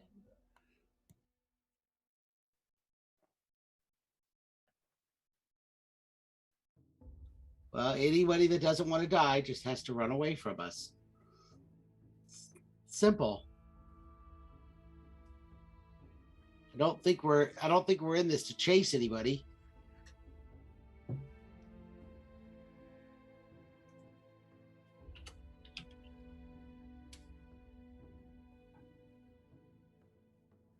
I agree. If they don't want to die, they don't have to. They can run away. They were going to murder us, if not worse, so I have no sympathy for them at the moment.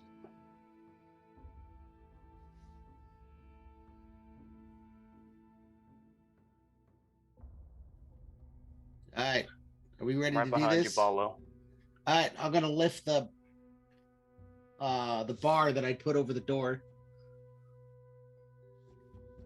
I will be the last one in order to make sure Eula keeps up. My God, it's the world's biggest drow. My God, look at it. No. It's a whole mob of them. Oh, okay. Yeah, it's a whole mob of them. That's what a mob looks like, yeah. So, you open the door, just stepping out there? Well, I'm gonna rush out once it's my turn. All right, then, everybody, initiative time. I'm guessing we don't get flanking, correct? Against the mob? No. God. Oh, Jesus Christ, that initiative. I'm used to my other characters that have bonuses to initiative. This is terrible. In hindsight, me being the last one out is right. I lost to them? That's supposed to be a +2, so it's a 5. You still lost to them. God damn it. All right. Rastim, as he unlatches the door, one of the crates kind of like topples over, and you see individuals in the mob turning to look over at you and starting to get all of their attentions of your presence in here. You're the first one reacting to all of this.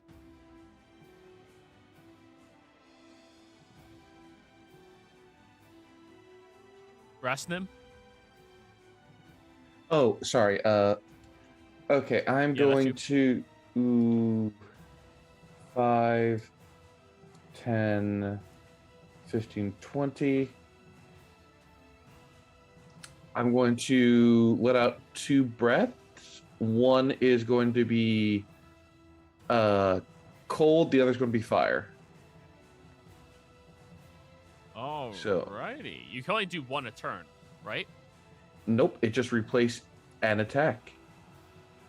And I have extra attack. You channel like those creatures. Let me read it. When you take the attack action on your turn, you can replace one of the attacks with an excel. Yeah, you can only replace one. Okay, 1. I will do a Specifically says one. breath Yeah. of fire. Sorry, yeah. So a Alrighty, breath go of for it. fire. I need to make a dex save. Mob, dex save. Go. 13's a fail That is a failure. for 10 points of fire.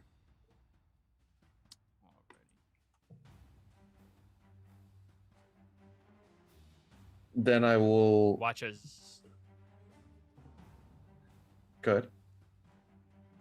you watch as the flames erupt from your maul, enveloping over a few of them as it scorches over the crowd. Then I will move towards the crowd, grab the nearest person, and deck him with a punch that's going to do lightning damage if it hits. Go for it. Yep. 25 hits. 6 points of lightning And you damage. replace the damage type. Alrighty. Yep. You strike and you watch as your fist erupts with a jolt of energy that strikes across numerous individuals in the crowd. All done? Bonus action, patient defense for the dodge. Eula. Here you go. Okay. I'm trying not to kill. I'm trying to kill as few of them as possible. More trying to scare them away, so I will conjure animals and 2 brown bears appear on either side.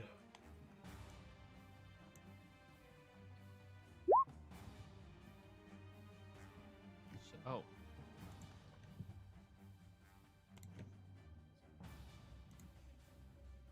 Come on. You all watch as a wave of interesting magic erupts through the area as 2 large bears grow out from the street itself and around the crowd. Okay. Because they are much faster than I am, I will be a halfling riding a brown bear.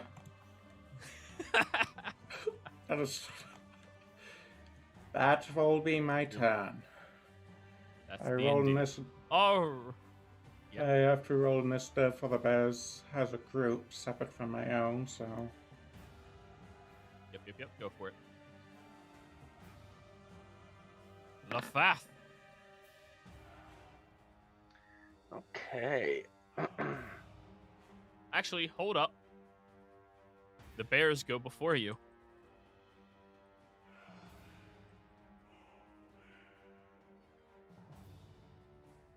Take out a 10. Yeah, since they get added to the tracker, they go right after you at 10. The Okay. bears, go for it. okay. They both have multi-attack. They will be going for non-lethal blows. So they're flanking, but it's a swarm, so Yes. Yep. 4 attacks, Swarm- that's normal. Go for it. The swarm is immune to the flanking condition. 19 hits, 21 hits, 21 hits, 24 hits. All right, let's just tally up that damage and then have it. The swarms are resistant to piercing, slashing, and bludgeoning damage. So 10, 22, 29, 40 halved is 20 points of damage. Still not bad at all. As the bears start mauling into the swarm slowly gets smaller and smaller as individuals are just getting backhanded by the bears and falling to the ground. This is why you don't mess with shepherd druids. Yeah, no shit. All right. Lafath, now it is your turn. I apologize. The bears rolled well. Yeah, they did. Okay. Yep, I'm gonna go here. And short bow hit. 17. Oh, yeah, that hits. Okay. I don't know why that did it again. Weird. For 2, and then sneak for 15. So 21. All right, so 21 halved down to 11. You managed to get a very well-placed shot that sinks into multiple heads of the angry anarchy mob, leaving just a few of them remaining. Then, how tall is this building? 10 feet. All right, I'm gonna use the rest of my movement and get on top of the building. Alrighty. Don't want to do that. So, That's my turn. scary. Ballo, your turn.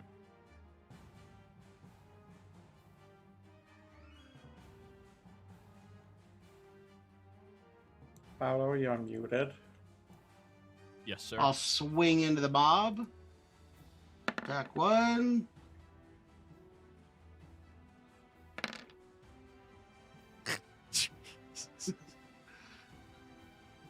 And attack 2. Yeah, it doesn't kill them outright. Come on. How do you want to do this? I'm just gonna wade through the group, just big sweeping strikes. No mercy, no remorse. So, as the very last few remain, you watch as Ballo swings back and forth, hacking and slashing through the mob, decimating multiples of them at a time before they don't even get a chance to react to all of you. Alrighty then. We're out of initiative. Kiana, you run outside and... it's done. As expected. Yana took the most last time. It's only fair that they share. True that. Now you see 2 giant fucking bears in the middle of town. All right. With these bears, we should make a sprint now to the gates as quickly as possible. Yeah, I agree. Yes. Yeah. Well, yeah. And when we are moving, I'll be the rearmost one. If we apply marching order, that is. Marching order always helps. So, you all should have the ability to move your token as to where you are. How would you like to get there?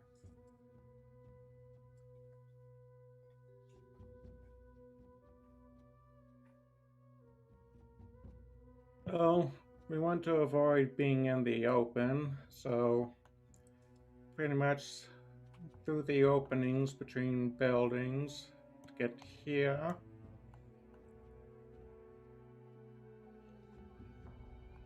Yeah, pretty much like that. Alrighty. Well then, you're all in luck. Ballo, describe how you help them slink in between the buildings to get closer to your destination. Spent a lot of time living on the street, so I'm very aware of when to stop, when to go. And so I just kind of go from corner to corner, do quick peeks, and then, cut across, sometimes taking paths you wouldn't expect as I just kind of go around buildings and under things and over things and just lead a winding, but for some reason, obviously quick path through the place to where we're going. So you move through the majority of the area very quickly, very carefully, as you come over to an opening where you're going to have to cross the street. Now, you get here in under 10 minutes. How long do your bears stay? It's an hour, right? Yep. All right. But now that you're here, you see that the mobs of individuals have grown much denser, much larger, and more plentiful in clusters. Now, you could try to beeline it over to the wall and try to break through, or you could try to sneak over there. What would you like to do? I mean, we could sneak and your bears could just scare the shit out of them while we just sneak past them.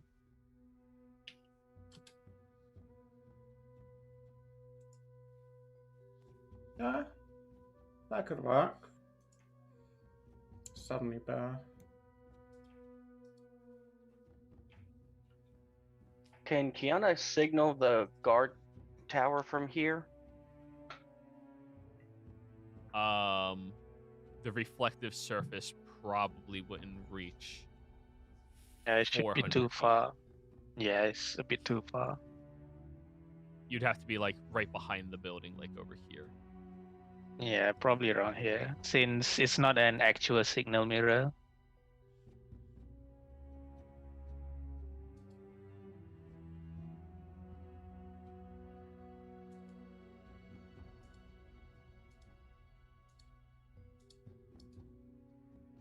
Well, that's the plan we want to go with. Yeah, I assume that's the simplest and most straightforward plan. Unless anyone else have something more complicated to put out. I like the KISS method. This method? Keep it simple. Oh.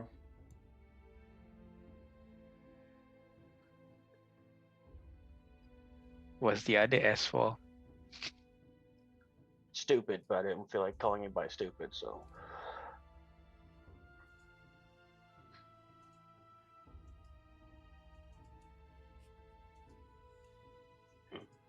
I vote for straightforward, so.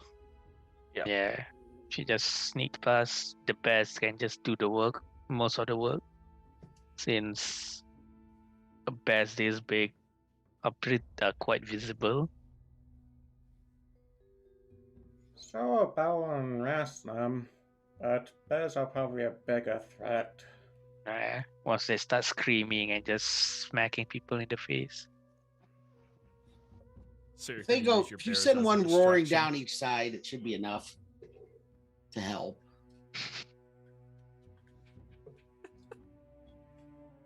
Roaming bears. Roaming bears. We What the could have fuck is bear this to hit shit? them. So is that cool with you, Iola? Send your bears in either direction to help you all sneak past? Yeah. Alrighty. So, I need you to roll. Are you telling your bears to attack people, or are you telling your bears to scare people? I'm gonna go with attack. Alright. I would like you to have your bears make strength checks see how intimidating they are as they're crossing the road. Hey guys, why did the bear cross the road? Kill so people. we could get to the other side.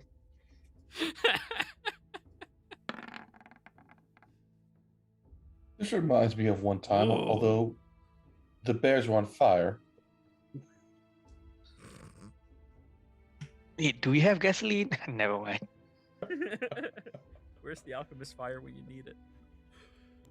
Anyways, 22. Ooh.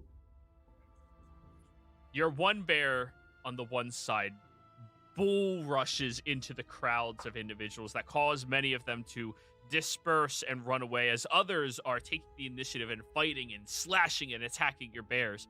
And on the other side, it manages to do the relatively same thing, just a smaller number of people were scared of it than you were hoping. I would like all of you to roll me stealth checks at advantage. So those of you in heavy armor, straight roll. Excuse me. Bless you. Thank you. Ooh, 23. That's good.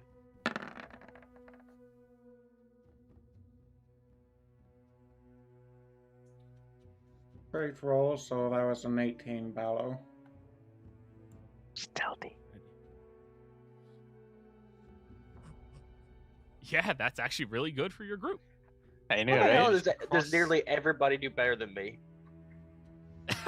Because you're the rogue. Until you're level 10. I'm sorry. It's just... You all cross to the other side, and Lefath, you're a little more careful about crossing the road as you're keeping an eye out for the ringleader that you saw before. That individual still sits in your mind. As you all cross the road and manage to go through the alleys and other stations, you get closer over towards the gates and the two towers, where you see hordes of hundreds upon hundreds of individuals are attacking and pushing, trying to break into the firmaments as the Aurora Watch are holding them at bay. Not killing, just holding them there. Periodically, though, you do see the swing of a heavy slap into them with the side of a weapon of some variety that resonates loudly. You see, in the very front of all of this, helping hold the line, is Commander Hobbs, standing there, instructing the watch, "Gotta hold them off until they calm down."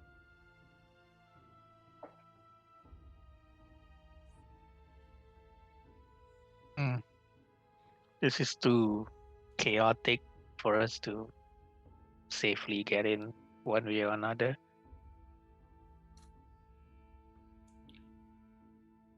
Does Hop still have a pearl? You gave it to him. You never took it back.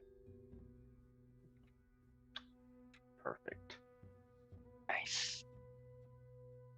Hobbs. It's Lefef. Froth, where the hell are you all? We need all the help we can get. We're more or less below you right now. As I just You're in the reflect crowd. politely. Shink, shink. Ah, fucking light! Ah! I didn't do it right in his eyes, obviously. I'm not that dumb.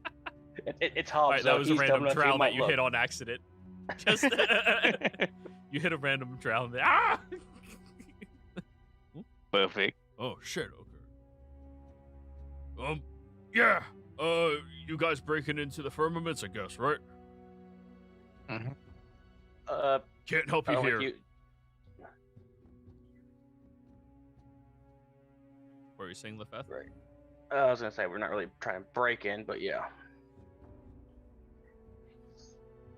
Got Do you know a way we lot can of get people in? on our hand. Shit. East side of the Gallifrey. Against the wall, there's a broken down building. Try to be careful about making sure you're not seen when you get over there. You see that he ends up punching somebody who's getting a lot more aggressive than the rest of the crowd has been. Inside the building, behind one of the bookcases, there's a hole that leads into the wall.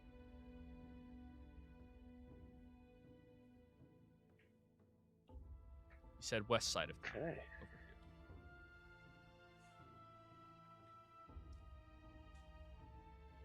The Gulm Free. Oh, yeah, there.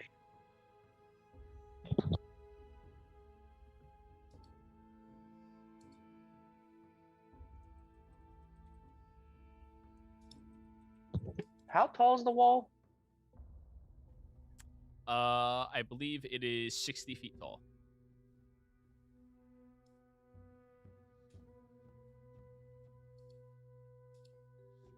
How long is a thing of rope? 50? 50, yeah. Yes.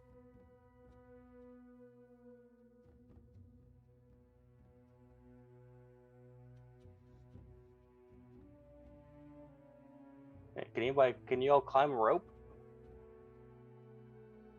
I mean, if we're trying to climb the wall, I said the Aurora would be looking for people trying to do that. We'd sooner be shot on sight than actually being stopped at. Yeah, but we do have those, what are they, lapels or whatever? Symbols that are on our outfits right now? That say we're part of a den? But you must remember, in a panic, they're not going to be looking for lapels. They're going to be looking to stop people getting in. Yeah, it's too volatile right now.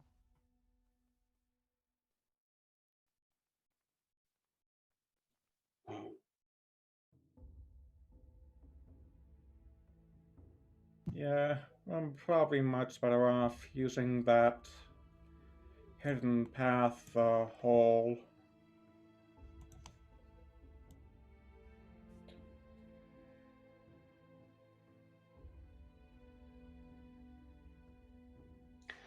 All right. Well, I say we make a beeline for it then. Yeah, but are we circling the whole way around, or are we crossing the large street in front? Well, that mob's engaged with the guard and the gate, so we should be able to more or less sneak behind them, correct? Oh, you definitely have the opportunity. It just matters if you all have the skill. Challenge accepted. The situation grants you the opportunity to stealth.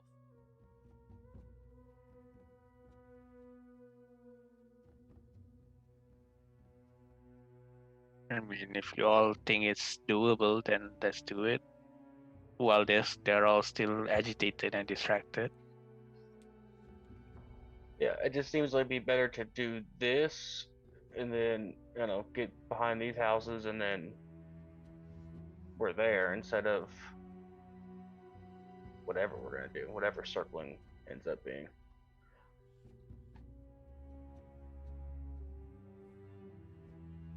Alright.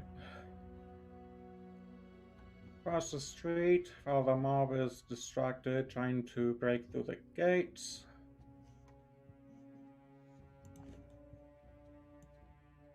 Alrighty. Then, I would like a new stealth check from all of you. Advantage or normal? Unless you have a circumstance to grant you advantage. Do you have something that might help in this situation? They're all busy trying to break down a gate. That's the opportunity. I can't think of anything else.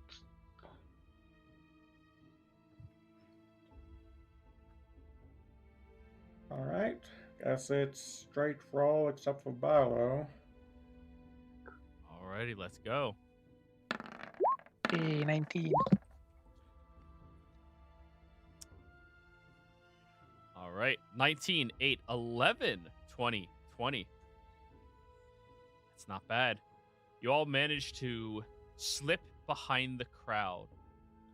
Only one instance, a stray individual recognizing all of you crossing the streets and beginning to march towards you, but easily snuffed by a shield bash to the skull by Ballo. And Eula immediately shushing him being the only noise your group makes crossing the road. You manage to slip through the streets over on this side and move through many of the other crevices along the way. As you are passing through, I would like a perception check from those of you in the lead. Okay.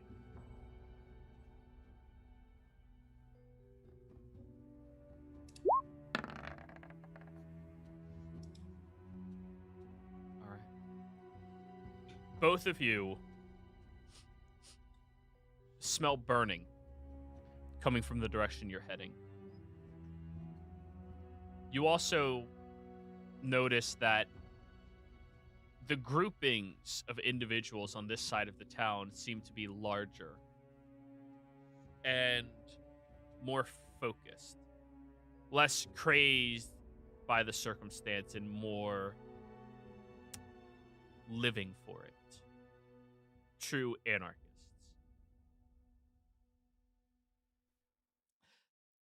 Raznim and Lefeth, you both notice as you are passing by the sleeping elixir. The windows are all broken down. The wonderful sign outside destroyed, and the building is on fire.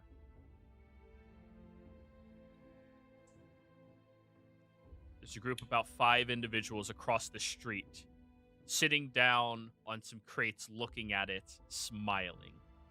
You see some soot, some burns, as well as some blood that doesn't look like their own splattered across them.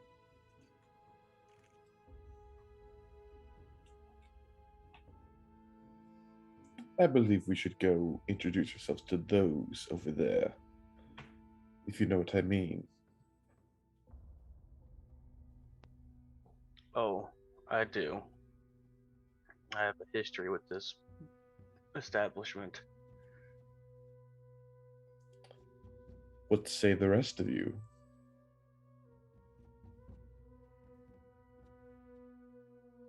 I'm all for a straight bite. Enough of this sneaking around.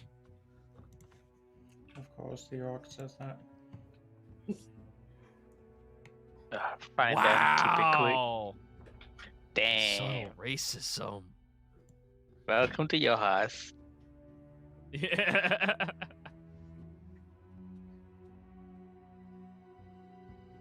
Well, So what's the party vote? Engage? Yeah, go ahead.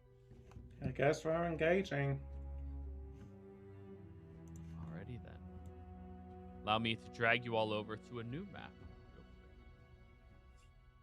Generic fight outside of a tavern number 3 map. Quick, find all the unique buildings. Let's fight outside it. Let's go inside. So Joey has to give us a detailed description of everything in there. Oh, I got you. I fucking got you. It looks generic.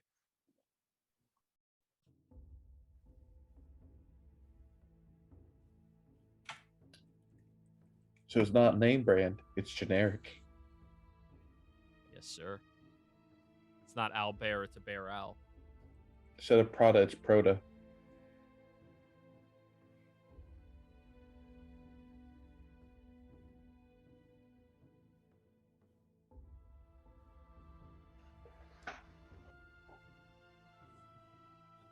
It's not Charmin, So- it's Charmaine. As you all are walking across the street, you see one of them sitting down, twirling a admittedly large blade on the ground. Looks over at you all. Don't worry about this block. We already handled it.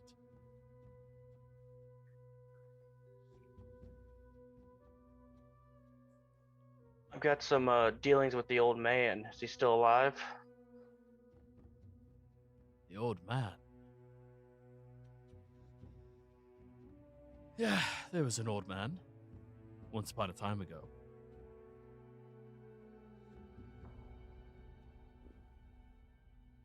Some people wanted to talk to him, so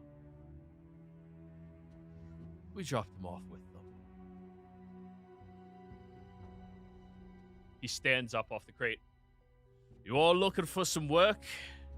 Money's good right now.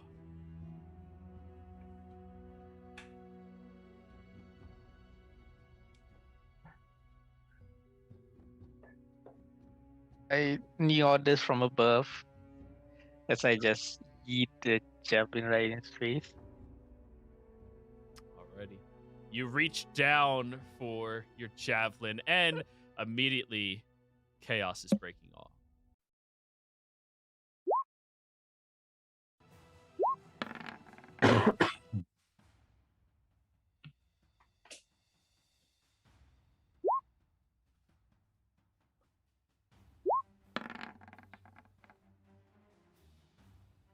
That's supposed to be a +2.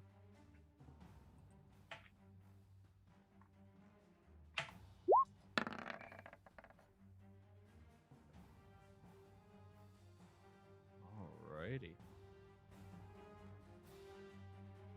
You reach down for your weapon.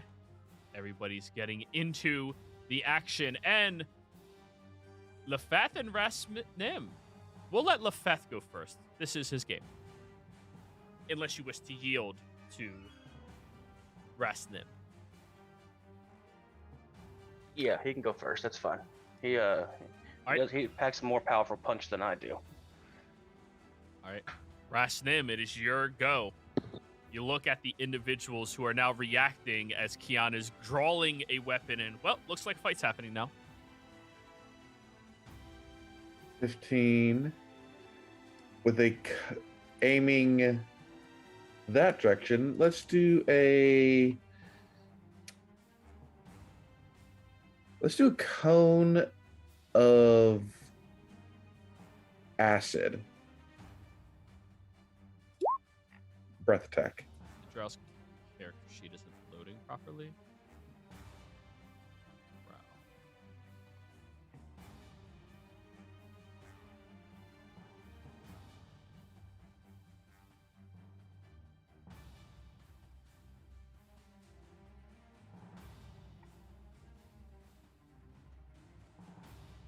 For some reason, the Drow character sheet isn't loading for me. Mhm. See if this one works better. No, it does not. Alright, fuck it. Looks like I have to just roll it manually then. So, cone attack. You hit the 3 Drow on the left side, and then the one who seems to be the leader of all of them. Let me roll Yes. for the 3 general people first. 1, 2, 3. All of these are +2. So, 10 failure, 18 success, or 20 success, 14? 14 is the save. So they all take half damage, and now the leader. 26. So 7 Oh, points not of great damage. Yeah. The first one failed, and that was it. So 7 on him. 7 is now 4. Oh, wrong way.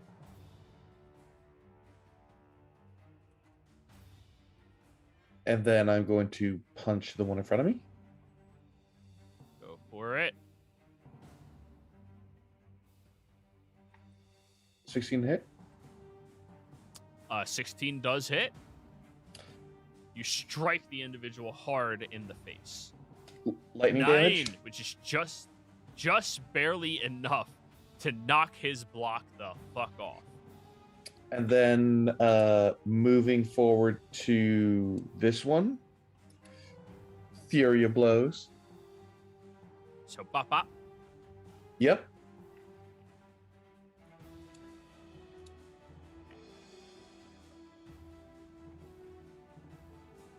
Oh yeah, that hits. First the one 23? misses, second one hits. Let's do 5 points of poison damage. Oh, you chose poison.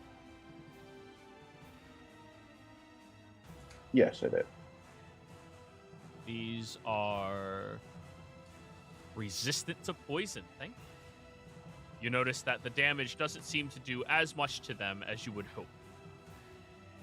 Looks like they got the tolerance to the poisons.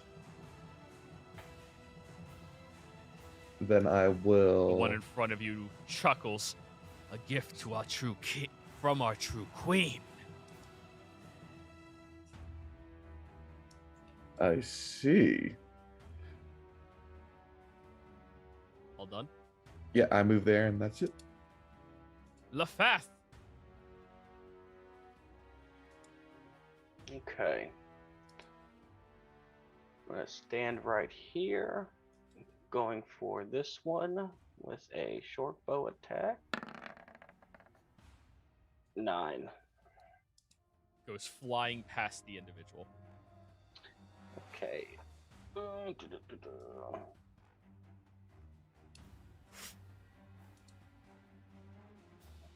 Gonna move to here. That's my turn. Alrighty then. Iola. Okay. That anarchist there is the only one within range of my thorn rep, so. Pretty certain 21 hits. Oh yeah, it does. Doing that is 10. good damage too.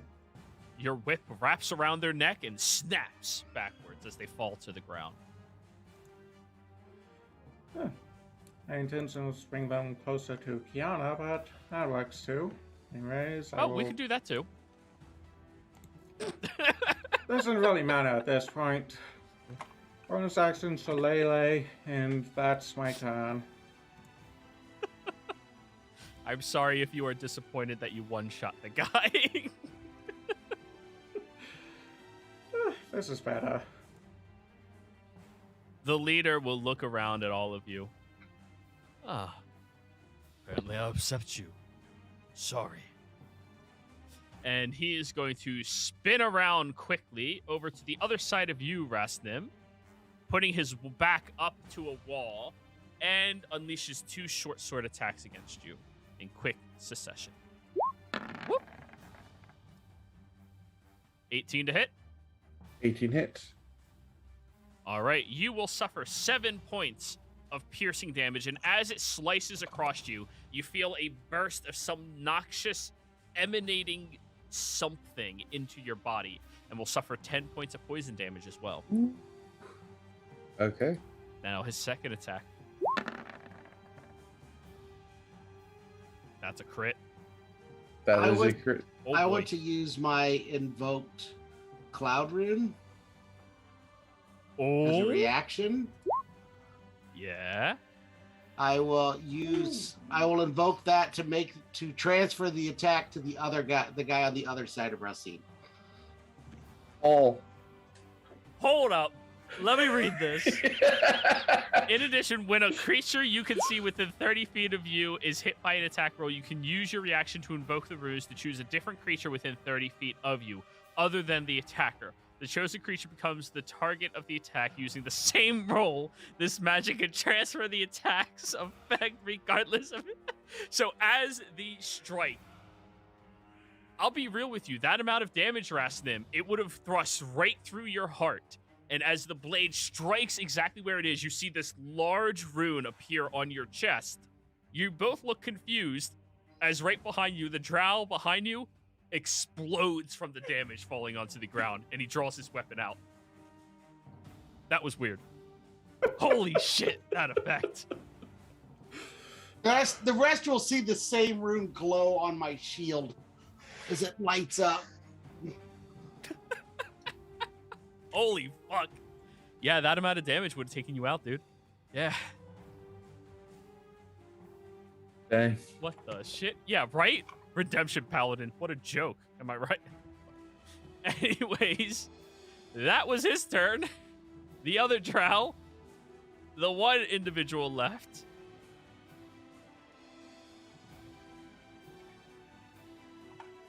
How smart are these guys?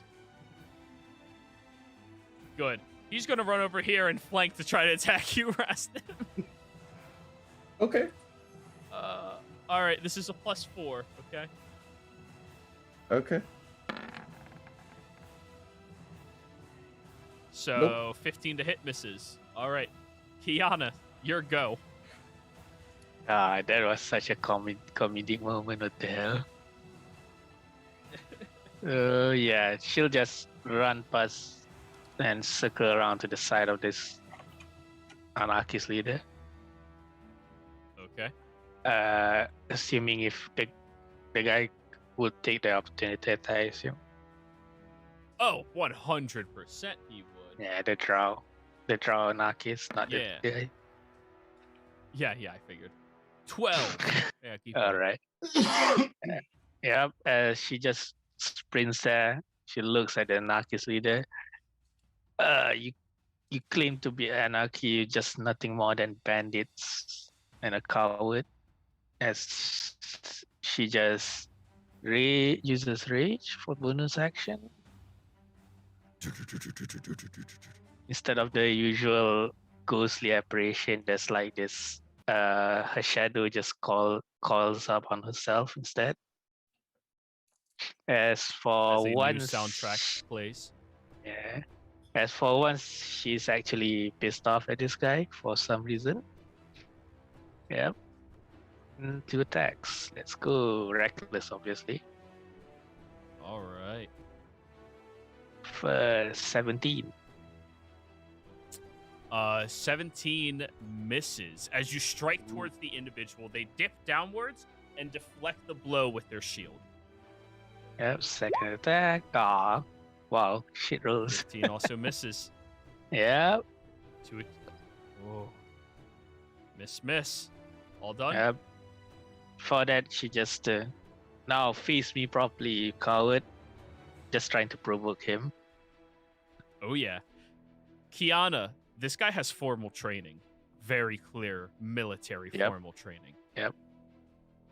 Yeah, it's part of Vallo, why you're go. she is trying to get the attention away from Rasnim. Ballo, your go. I'll move on the other side of him. You now which should have give me flanking. flanking. Yes, And sir. I will attack him. 18 would just barely hit. However, he will use his parry. Okay. Your attack, Then your battle axe goes swinging downwards, but he just manages to swing over with his shield and clip the edge of his round shield into the hook of your blade, deflecting it upwards. A 21 just barely hits.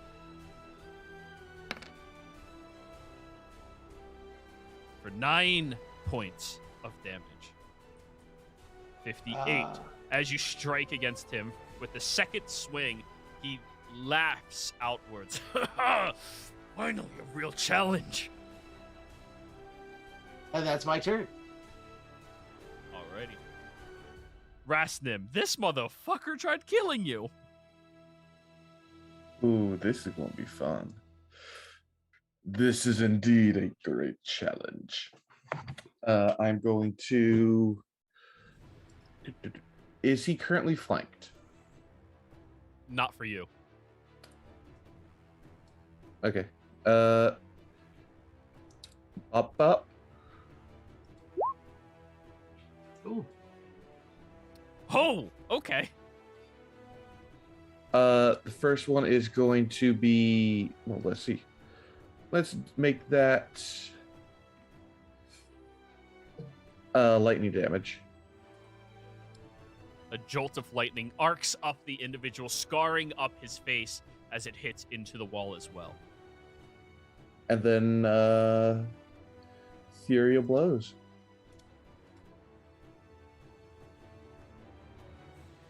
So you have one more key point.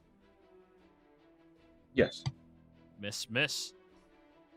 You strike against the individual 2 more times, but he is very good at protecting his body. You're landing your blows. You're just landing them into his armor, into his shield. He's a good combatant.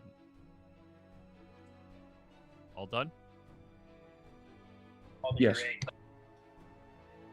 Lafaf, your go. Okay, you said he was backed up to a wall, correct? Which I'm assuming is just this. Yeah. The edge of the map is a wall. Yeah. How tall is this wall? 10 feet. Or 20 feet. Okay. Yeah. So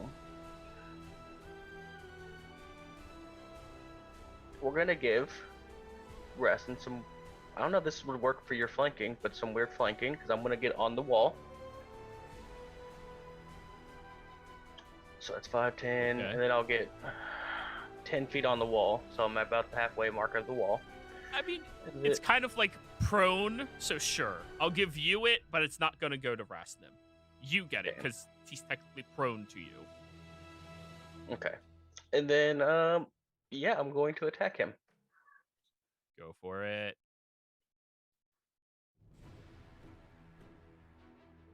Three-dimensional fighting is fun, guys. Yeah. 25 hits. Yeah, get that damage. 18. So 18 points of damage. Oof. Yeah, I don't like doing. I'm gonna be down here, but I'm up there. If that makes any sense. Yeah, that's fine. That's fine. All done? Yes. Alrighty. Eula, your go. Okay. That Lena seems to have a really nasty weapon. Let's see if I can get him to drop it by casting Heat Metal. It is a metal weapon, right? Ooh. Yes, it is. It's a sword. Alright. Druids are fucking ridiculous. That's a con save, correct? Yep. It's a Alright, let's sword. go.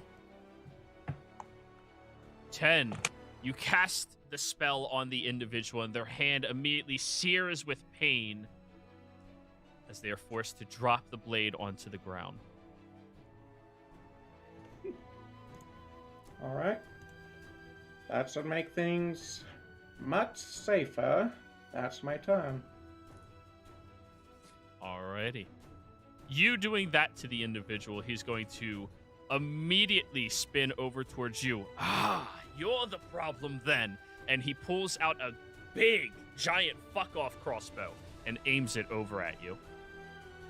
Actually, I lied. It's a hand crossbow. He's going to shoot at you, Kiana. Disadvantage, correct? Or not Kiana. He's going to shoot at Eula. Disadvantage because of Kiana, right? The thing, I have to actually hit him before the effect flies, so no. Okay, Oh. 16 Eula. That is a mess. All right. The arrow goes flying past you in mid-sequence. As it crosses your eyes, you see this disgusting little ichor drip off of it as it flies somewhere off in the distance. It's going to immediately drop that and then pull out a dagger.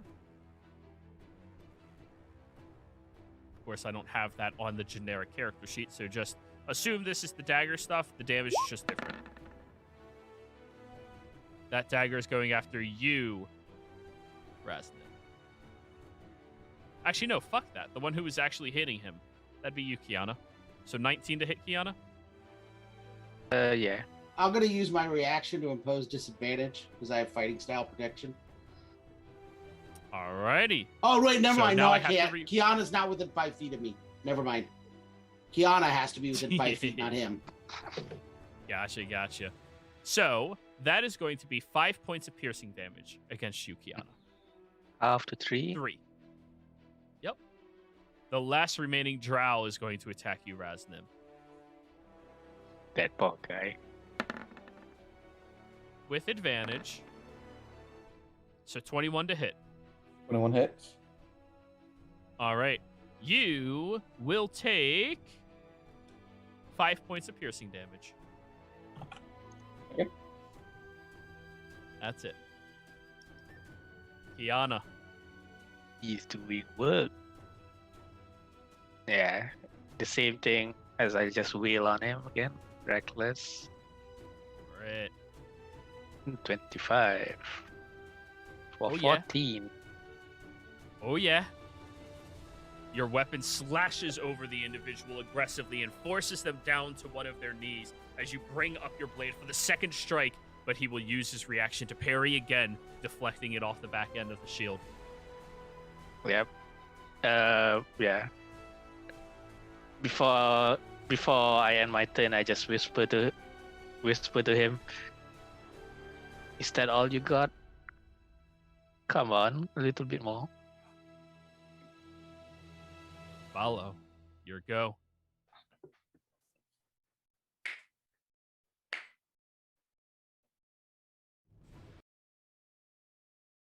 Follow, you're muted.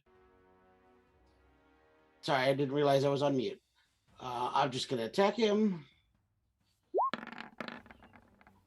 Oh wow, that's fun.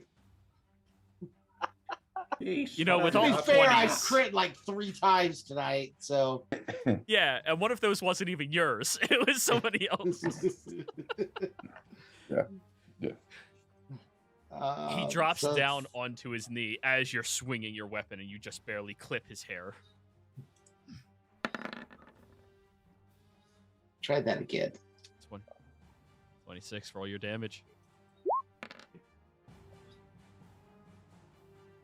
9. How do you want to do this?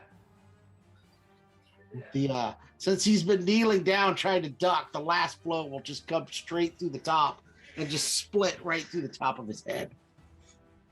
So, Kiana, as you are staring down at this man, this angry, aggressive, defected soldier that you can recognize, the same angry look in his eyes that you share, the last thing you see of it is a downward strike right through his head and blood spraying downwards across his nose as the skull is cracked in half and he collapses to the ground.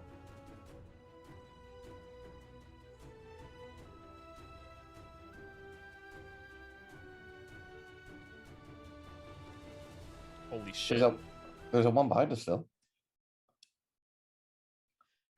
Yes. Just throw him in the burning building. There is one behind you. How would you all like to handle him? I'm not gonna. Sorry. You see, I learned this one from a friend of mine named Gallagher. Just freaking bash him in the head. Falls down to the ground.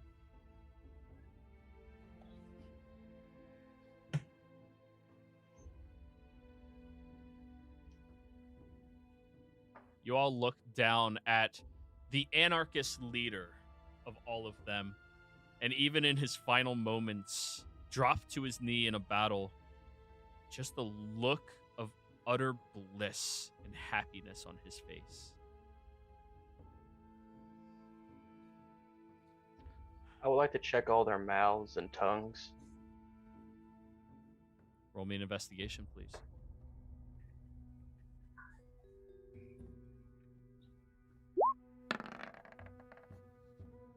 56. The leader had no such markings on him, but the other ones around him did.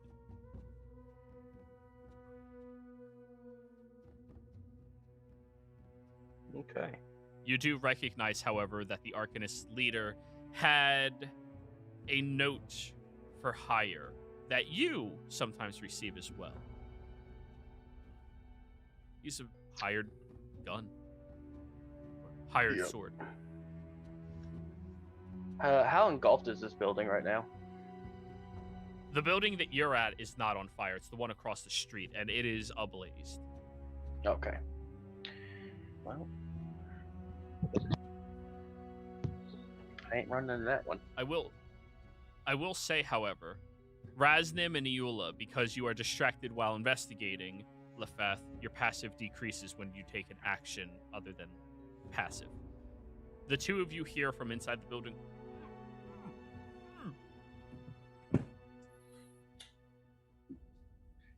Gonna down one of those healing potions and run in.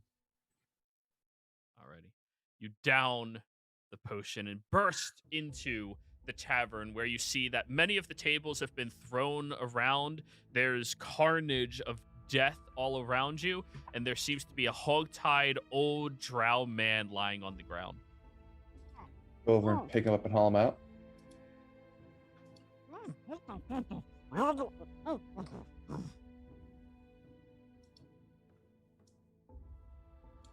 The rest of the party recognize this as the old man from the sleeping elixir. I'll cut off his binding.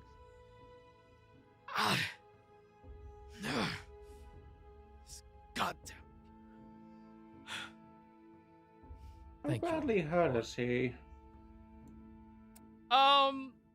He looks pretty rough, but no more rough than Raznim looks. Okay, I'll let him have one of my healing potions then. He'll greedily chug it, scoots inside the building, and brings with him a bottle of rum and start drinking from that as well. Apparently, they're not very happy with what I did, he says, very begrudgingly. What did you do? What you all told me to do. Well, it probably saved you a lot. But given that your building's now on fire, I don't know. It's a building, who cares? Keeps drinking.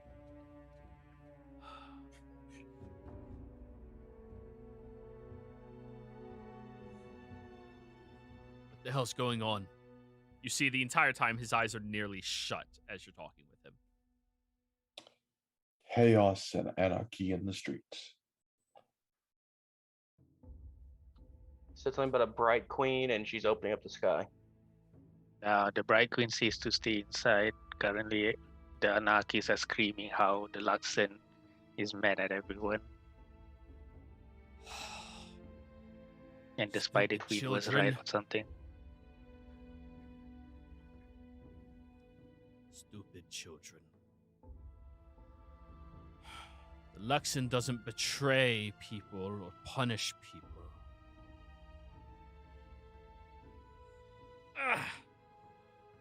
Well, I guess I should be thankful for all of you saving my ass. Appreciate it. What stopped you all anyways? You knew it was your building. What are you, some type of good doers or something? Now we have a place to be and we end up passing by accident. I mean, there's no reason we can't do good on our way to where we're going. Yeah, that there. That is weird. I just wanted to kill something. I just dislike He offers bastards you like the him. giant jug of rum. I mean, I can It's go back free and- right now. We can tie you back up and throw you back in that tavern. I like being out here. I'm just confused why you let me go the first time, and then you saved my ass a second time. Most folk around these parts wouldn't do that for someone who's practically a stranger.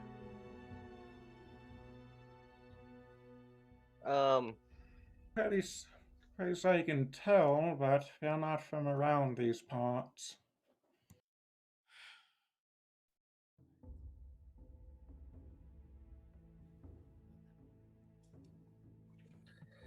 I'm gonna say in Thieves' Camp Brotherhood or something along those lines.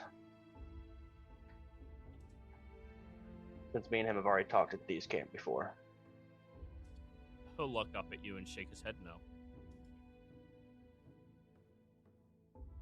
Those days are long behind for me.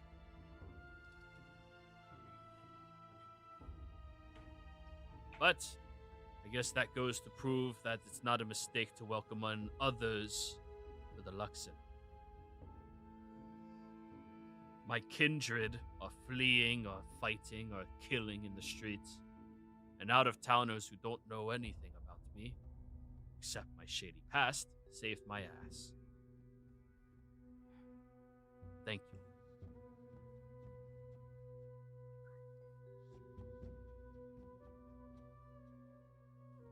Well, now you owe us a favor, which is always useful. I'll make you. I say he doesn't owe us anything.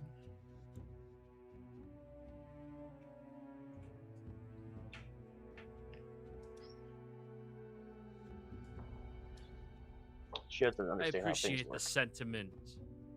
I appreciate the sentiment, but I don't want to feel like I owe you anything either. You want me to do your windows for you? No, but I would like to know a map to the tunnels.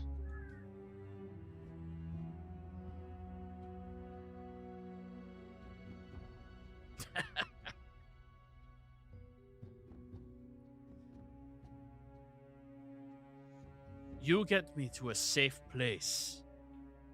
Away from all of this, where I can sit down and draw. I'll map you out what I know.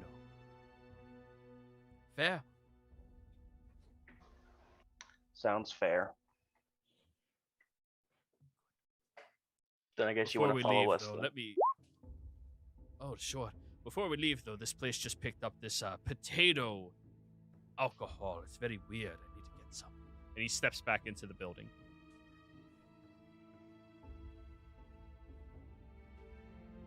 Oh, I've had that before. It's actually quite good. Well, whatever it is, let's be quick before more of these assholes arrive. As she just kicks off the cops. He walks back out, double fisting bottles of vodka. Okay. Let's go. So, let's get you back over to the other map, everybody. Start traveling yet again.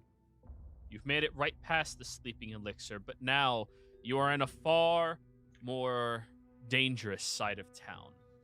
The anarchy seems to be guided instead of rabid. If you all would like the stealth, you're welcome to roll another stealth check to keep moving. Yeah, I think that's our best bet.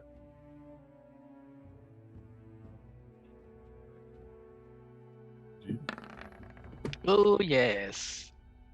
Hey, there we go. Oh.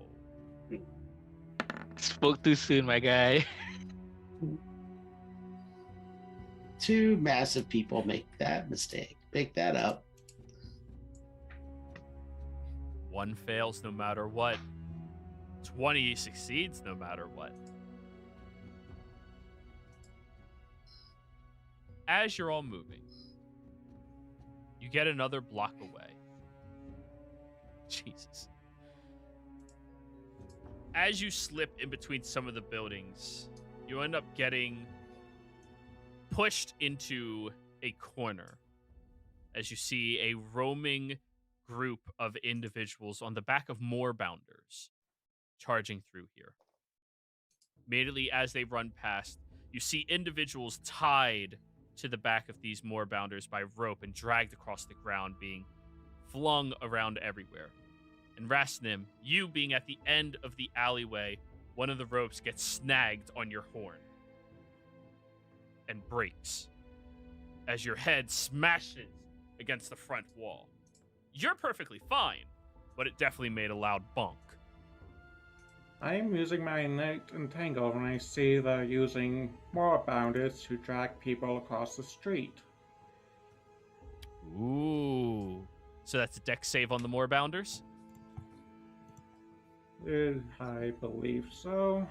Double check. Strength save. Oh, that's a lot better for them. 1, 2, back to back. Oh, that was a whispered roll. It wasn't supposed to be. So 8 and 18. The one immediately gets caught inside of your entanglement, but the other one manages to leap out of the way of it in time, not getting caught. You see a handful of individuals getting off of the moorbounders and start marching over towards your alley where you are. Let's go back to that same map because, believe it or not, I didn't prepare for you guys to win these combats that quickly.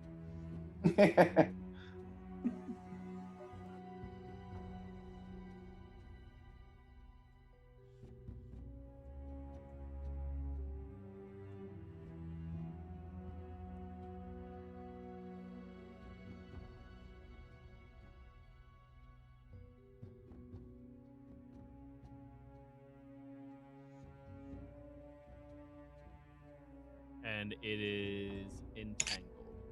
So that.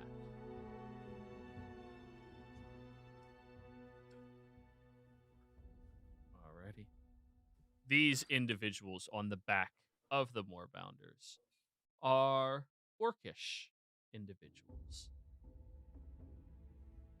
They both look over at you all, pissed off that you stopped. Hey, what's the big fucking deal? You're dragging people across the streets and pretty much killing them. That's the deal. Get with the times, lady. It's kill or be killed. Luxon hates us. I give them a sweet smile, and then I start talking to the Moorbounders.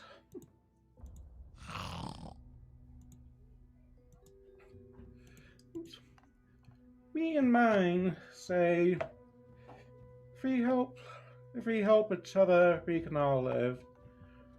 The ones writing you just said, kill or be killed. Do you side with us, or wait until they decide to kill you? Roll me animal handling. See how they respond to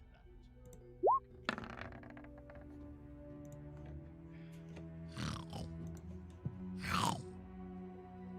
The one that's caught in the entanglement seems very aggressive towards you, given the circumstance. The other one, however, is slowly rotating its head to the one on its back. Kill, no die.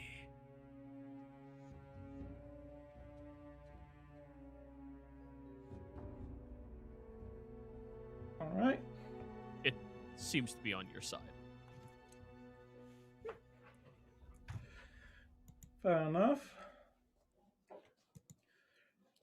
Then, back to the orcs. In common. Well, if that's your philosophy, I suppose you're gonna have to live by it. Initiative, everybody.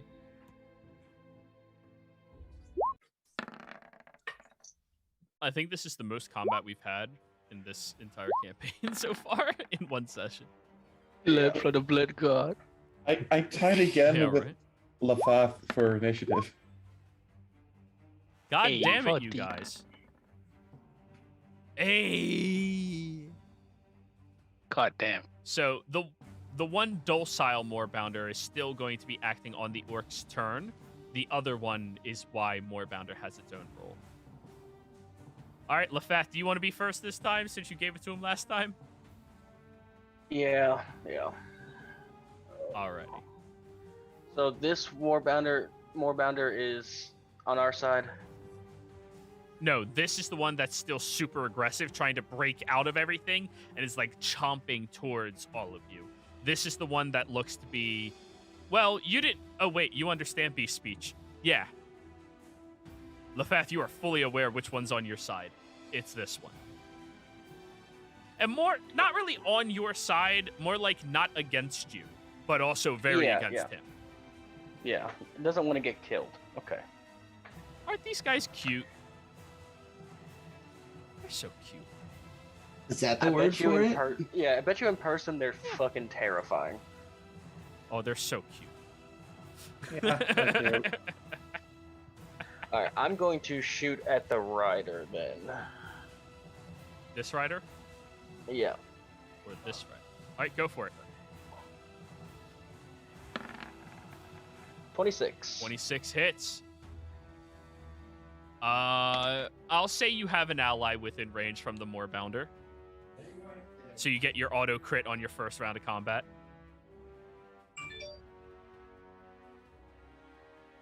Okay. And sneak attack. Alright, here's Snake. And then... So we're at 26. one more d6. 26 plus 8 is 34. 40. How do you want to do this? Just Straight between the eyes. as the individual is reaching down, good. The arrow sinks through the skull, and none of you even realize what just happened as he collapses downwards, stuck to the back of his moorbounder. And that's my turn. Raznim. I'm gonna move here. And I'm gonna first throw a dart at the orc. Yep.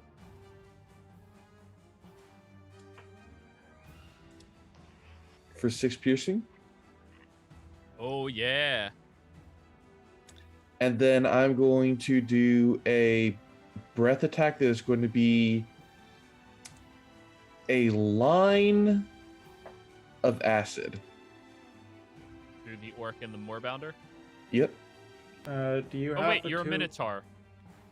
I'm sorry, go ahead.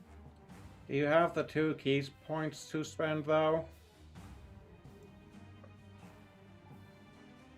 What? You can use it number of times equal to your proficiency bonus.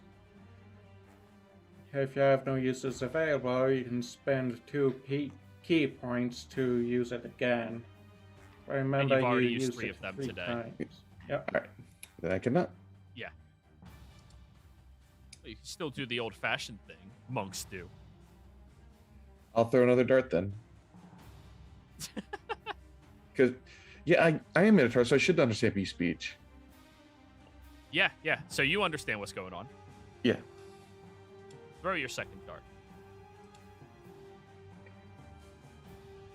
He's looking rough.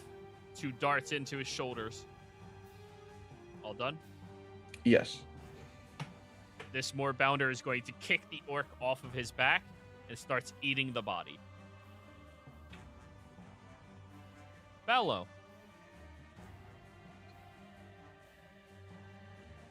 Okay. I think I'm just gonna punch this orc. They're my people. Yeah. Oh, I shouldn't have disadvantage, but You should not. So 17 hits. yeah. So Knockabout. yeah. Alrighty. So You punch to the face. Slam your fist right into his face as he falls unconscious immediately. All done? Yeah, I think that's all I'm gonna do. Alright.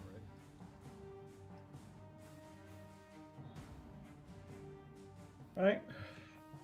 That's my Yola, turn. your go. Yeah. That one that's one less friendly. Does he have a saddle on his back? Yes, they both have saddles. Alright. I will spend my turn and remove the saddle from him. Oh, that's nice of you. Oh man, I It kind thought of we were hisses getting mounts. in your direction. It kind of hisses in your direction as you approach, but as soon as it sees you unlatching, you know, like without even being threatened, these are your people technically. So unlatching and pushing it off of it. Alrighty. Yep. That's your turn, just taking off the saddle. Pretty much. Alright, Kiana. He just looks around and be like, so what about these two?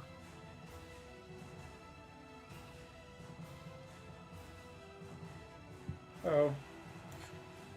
This one's neutral. I'm afraid the other one sold once instead. So yeah, I'll guess I'll take this one then. Yeah, I'll Alright, just go for it. smack him in the face. Alrighty. rage. It is restrained, so you have advantage. Yep. No reach. Ooh. Now you crit. Jesus. Not the puppy. 17.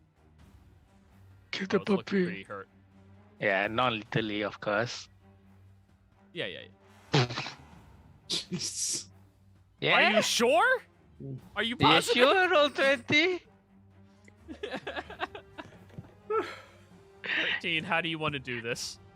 Yeah, it's just non-lethally. I just smack him so he just falls unconscious and not die.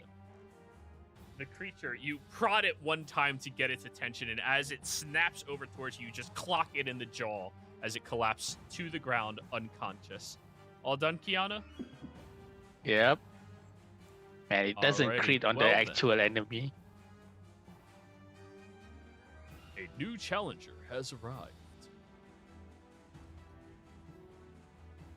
From behind you, leaping off of one of the roofs nearby, you see a large armored orc slam down onto the ground and immediately beeline it over towards you, Kiana. And he's swinging with this large spear that he's going to thrust out towards you. With two hands. Of course. 16 to hit. Yep. Alrighty. You will take 12 points of piercing damage as the spear lodges into your back and he twists it aggressively. The name of Turgo. We succeed. And you watch as a hatred bellows off of him as a blue smoke appears and a spiritual weapon is summoned.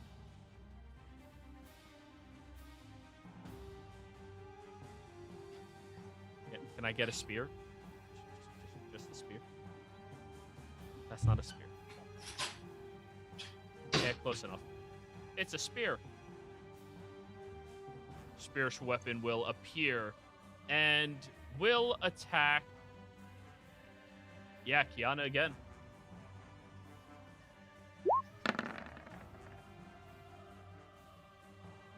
Does a 14 hit you? Yep. Wow. Okay then. 5 points of force damage. Yep. Lefeth, where the fuck did that guy come from? Yeah, no shit. Your turn. Okay, I'm gonna get behind him, and I'm going to stab him with my rogue dagger that has the poison on it. And there's the thing you sent So me. you're going to bonus action activate? Yes. Alrighty. Bonus action. It is now coated in the poison. And then I'm flanking, so I get an advantage. Yes, sir. 16. 16, because he is two wielding, will hit him. He's not wielding a shield. Nice. Okay. And there's this. And then there's this. And then what is it? A con save.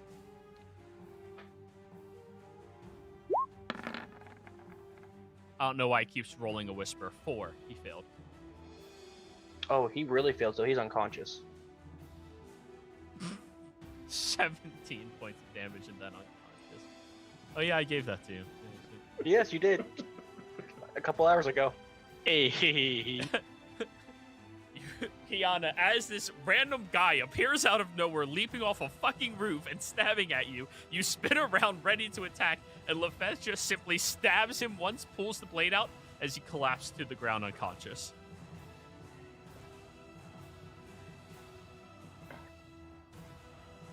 Yeah. So, he's gonna be asleep for at least an hour. But if we hurt him or do anything, he'll wake up. So, do we just get out of here right now? Or... Yeah. Yeah. I'll just take the saddle off the unconscious morbounder, and then we're on our way. Alrighty.